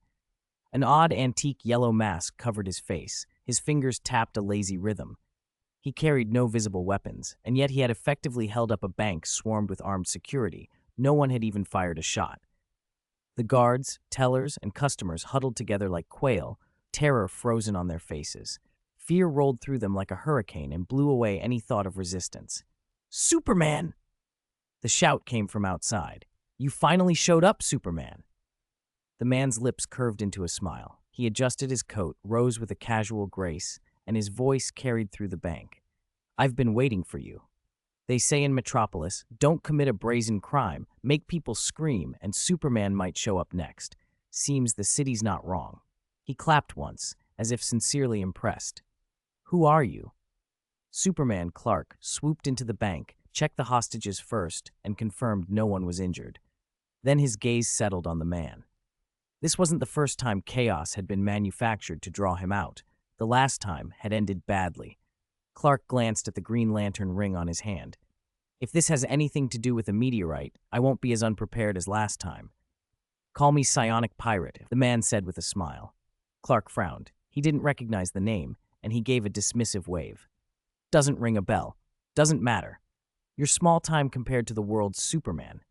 The mask's ancient, orange-yellow surface glowed hazily. The man stroked his chin, teasing. Sorry, Clark Kent. Now that name doesn't sound very super at all. Hearing his own name from a stranger snapped Clark's expression tight. He clenched his fists and secretly scanned the bank, panic prickling beneath his skin. If his identity were exposed, if the military or the world learned he was Clark Kent, his parents' peaceful life would be destroyed, and David would... He swallowed the thought. They didn't hear it, Psionic Pirate said, tapping his temple, because I'm speaking to you with this. You grew up on a farm in some backwater town? Hardly glamorous. The man shook his head, amused by the cliché. A nerd at school, crushing on the pretty cheerleader, so predictable. Clark took an involuntary step back. The man was rifling through his memories. Clark could wrestle continents, survive vacuum and Arctic extremes, cut steel with heat vision, but he had no defense against someone reading his mind. Lantern ring, he muttered. He activated the Green Lantern ring. A green combat suit wrapped him, a shimmering field that shielded him from physical attack. He lunged for Psionic Pirate with a massive fist, intending to subdue him. His hand passed clean through an impossible, insubstantial figure. Your ring makes a mental shield? Psionic Pirate said, intrigued as he materialized again, eyeing the ring. An alien corp artifact? Chosen by accident? He grinned. I suppose to the world you're a mystery. Many secrets, but your mind is a harbor I can invade. Psionic Pirate was already one of the most powerful psychics alive. After awakening his powers, he'd become obsessed with amplifying them. In a museum, he'd found the Medusa mask, an artifact that magnified psychic strength and pushed others' emotions, and now his mental powers had reached terrifying levels. The Lantern Ring's mental defense was a thin film to him. He dug into Clark's head, prying into memory after memory. Found it. Overman is your younger brother, David Kent. He sounded almost delighted. Enough! Clark snapped back, fury blasting through him. He threw a punch, and an orange-yellow serpent of psychic energy shot out of the air and slammed into him like a truck. He was hurled back. Psionic Pirate laughed. Psychic power is more than just reading minds. Fanged energy serpents writhed from the mask, snapping at Clark. He dodged and grabbed two of them, like catching writhing world serpents. Their twisting force strained him. The floor cracked beneath his feet. You're stronger than I imagined, Psionic Pirate admitted, but his forehead was veined and his face hard. Even with the mask enhancing him, he couldn't simply crush Superman head-on. Yet you're so crude, he said. You don't have to use the blunt approach. What do you want? Clark demanded. A sudden, bad premonition rose in Clark's chest. He fired heat vision straight through a psychic entity. The beam punched through Psionic Pirate and scorched the wall behind him. The man clutched his chest, blood spattering, and collapsed, seemingly dying. Clark's eyes widened. He hadn't meant to hit a vital point. How had he missed? Psionic Pirate watched Clark's confusion with a smirk. Seeing isn't always believing. He rose again, hovering in the air, the mask writhing with psychic serpents. Clark, didn't you learn anything from earlier? Don't call me that, Clark snarled. The familiarity of the name set him off. He pushed his supervision to the absolute limit. He could see cells, nerves, brainwaves, electromagnetic fields, and struck. Again, he missed. The gust from his fist swept through the bank, sending hostages into terrified screams. They sat rooted, minds already invaded by Psionic Pirate, no thought of escaping. Are you dumber than you look, or has rage clouded your mind? Psionic Pirate taunted as he kept appearing and vanishing, playing games with perception. Clark could see a human there, hear his heartbeat, but he could not land a blow. Psionic Pirate folded his hands as if explaining a masterpiece. My plan is grand, to liberate this city, free people from the mental cages society has built since birth. Clark didn't buy it. Do you think that'll work? What's your endgame? Psionic Pirate's smile turned perverse. Imagine it, a city released to act on raw feeling, unrestrained. After they run themselves ragged and collapse from that frenzy, I brand them with my imprint. They become mine, my servants. And for protection, I'll have bodyguards. You and your brother, David Kent, the two most powerful heroes on Earth, guarding me while I baptize the city. Then the next city, and the next, until the new world I envision arrives. Clark lashed out, furious. You lunatic. He bore down, but Psionic Pirate merely pressed a finger to his temple and grinned. A tidal wave of psychic force broke loose. For an instant, Clark's consciousness was ripped free. He found himself standing on a rooftop in the wind, his mind muddled as if waking from a long sleep. He looked down at his hands, confused. Where am I? What was I doing? He told himself he had planned to stand here and enjoy the breeze. He closed his eyes and let the night air wash over him. Outside the bank, through the glass, Superman froze mid-fight, eyes closed. Police officers and bystanders stared, bewildered. A ripple of psychic energy pulsed outward and then exploded across several blocks, spreading. Psionic Pirate hovered in the bank like a god, his trench coat billowing with no breeze. The mask pulsed, an orange halo behind his head, and his mind reached out. Wherever it touched, long-suppressed impulses ignited. Emotions once held in check surged forward. Rage, lust, envy, revenge, unchecked and raw. "You bastard! Colin, remember when you always made me fetch coffee? I want you to be immobile from now on." A cop aimed and fired at his partner. "No, I quit. I don't want this job anymore." Another officer dropped his radio and walked away. People pulled guns and shot colleagues. Quiet, decent officers found themselves seized by murder in an instant. Men who had been kind and respected became predators. Some lunged at female colleagues. Looting, smashing, and arson spread from block to block. Private grievances exploded into deadly vendettas. A man grabbed a hunting rifle, racing to shoot his boss for slicing his paycheck. Others attacked spouses and children in blind fury. Axes and baseball bats shattered windows and faces. Wails, screams, glass, and gunfire filled the air as fire leapt from building to building. "Guys, Metropolis is under some kind of attack," someone on the radio shouted. At Justice League headquarters, Cyborg, monitoring feeds and live cameras, sprang up and projected the footage. The city was a living hell. Thousands were running wild, venting their darkest impulses. What the hell is going on?" Cyborg demanded. Barry Allen, the Flash, stared, stunned. "You've got to be kidding. Is everyone possessed? If God exists, has a demon come down?" Batman's jaw tightened. The footage cut to street after street of chaos. Far outside the city, on a small family farm, David had just finished splitting a stack of firewood. He straightened, the axe in his hand, and squinted toward the skyline. Thick black smoke rose in curtains, steel liquefying, flames licking the clouds as if a war had broken out. "What the?" David's eyes narrowed. He tapped into his powers to sense the city, feeling the violent shifts in gravity and mass as crowds turned violent. Everyone in Metropolis is tearing each other apart, the nearby towns too, even them. It's spreading. A plate crashed to the floor in the farmhouse behind him.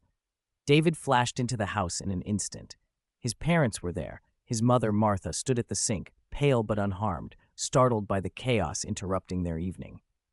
"Mom, what's wrong?" David asked, already on edge.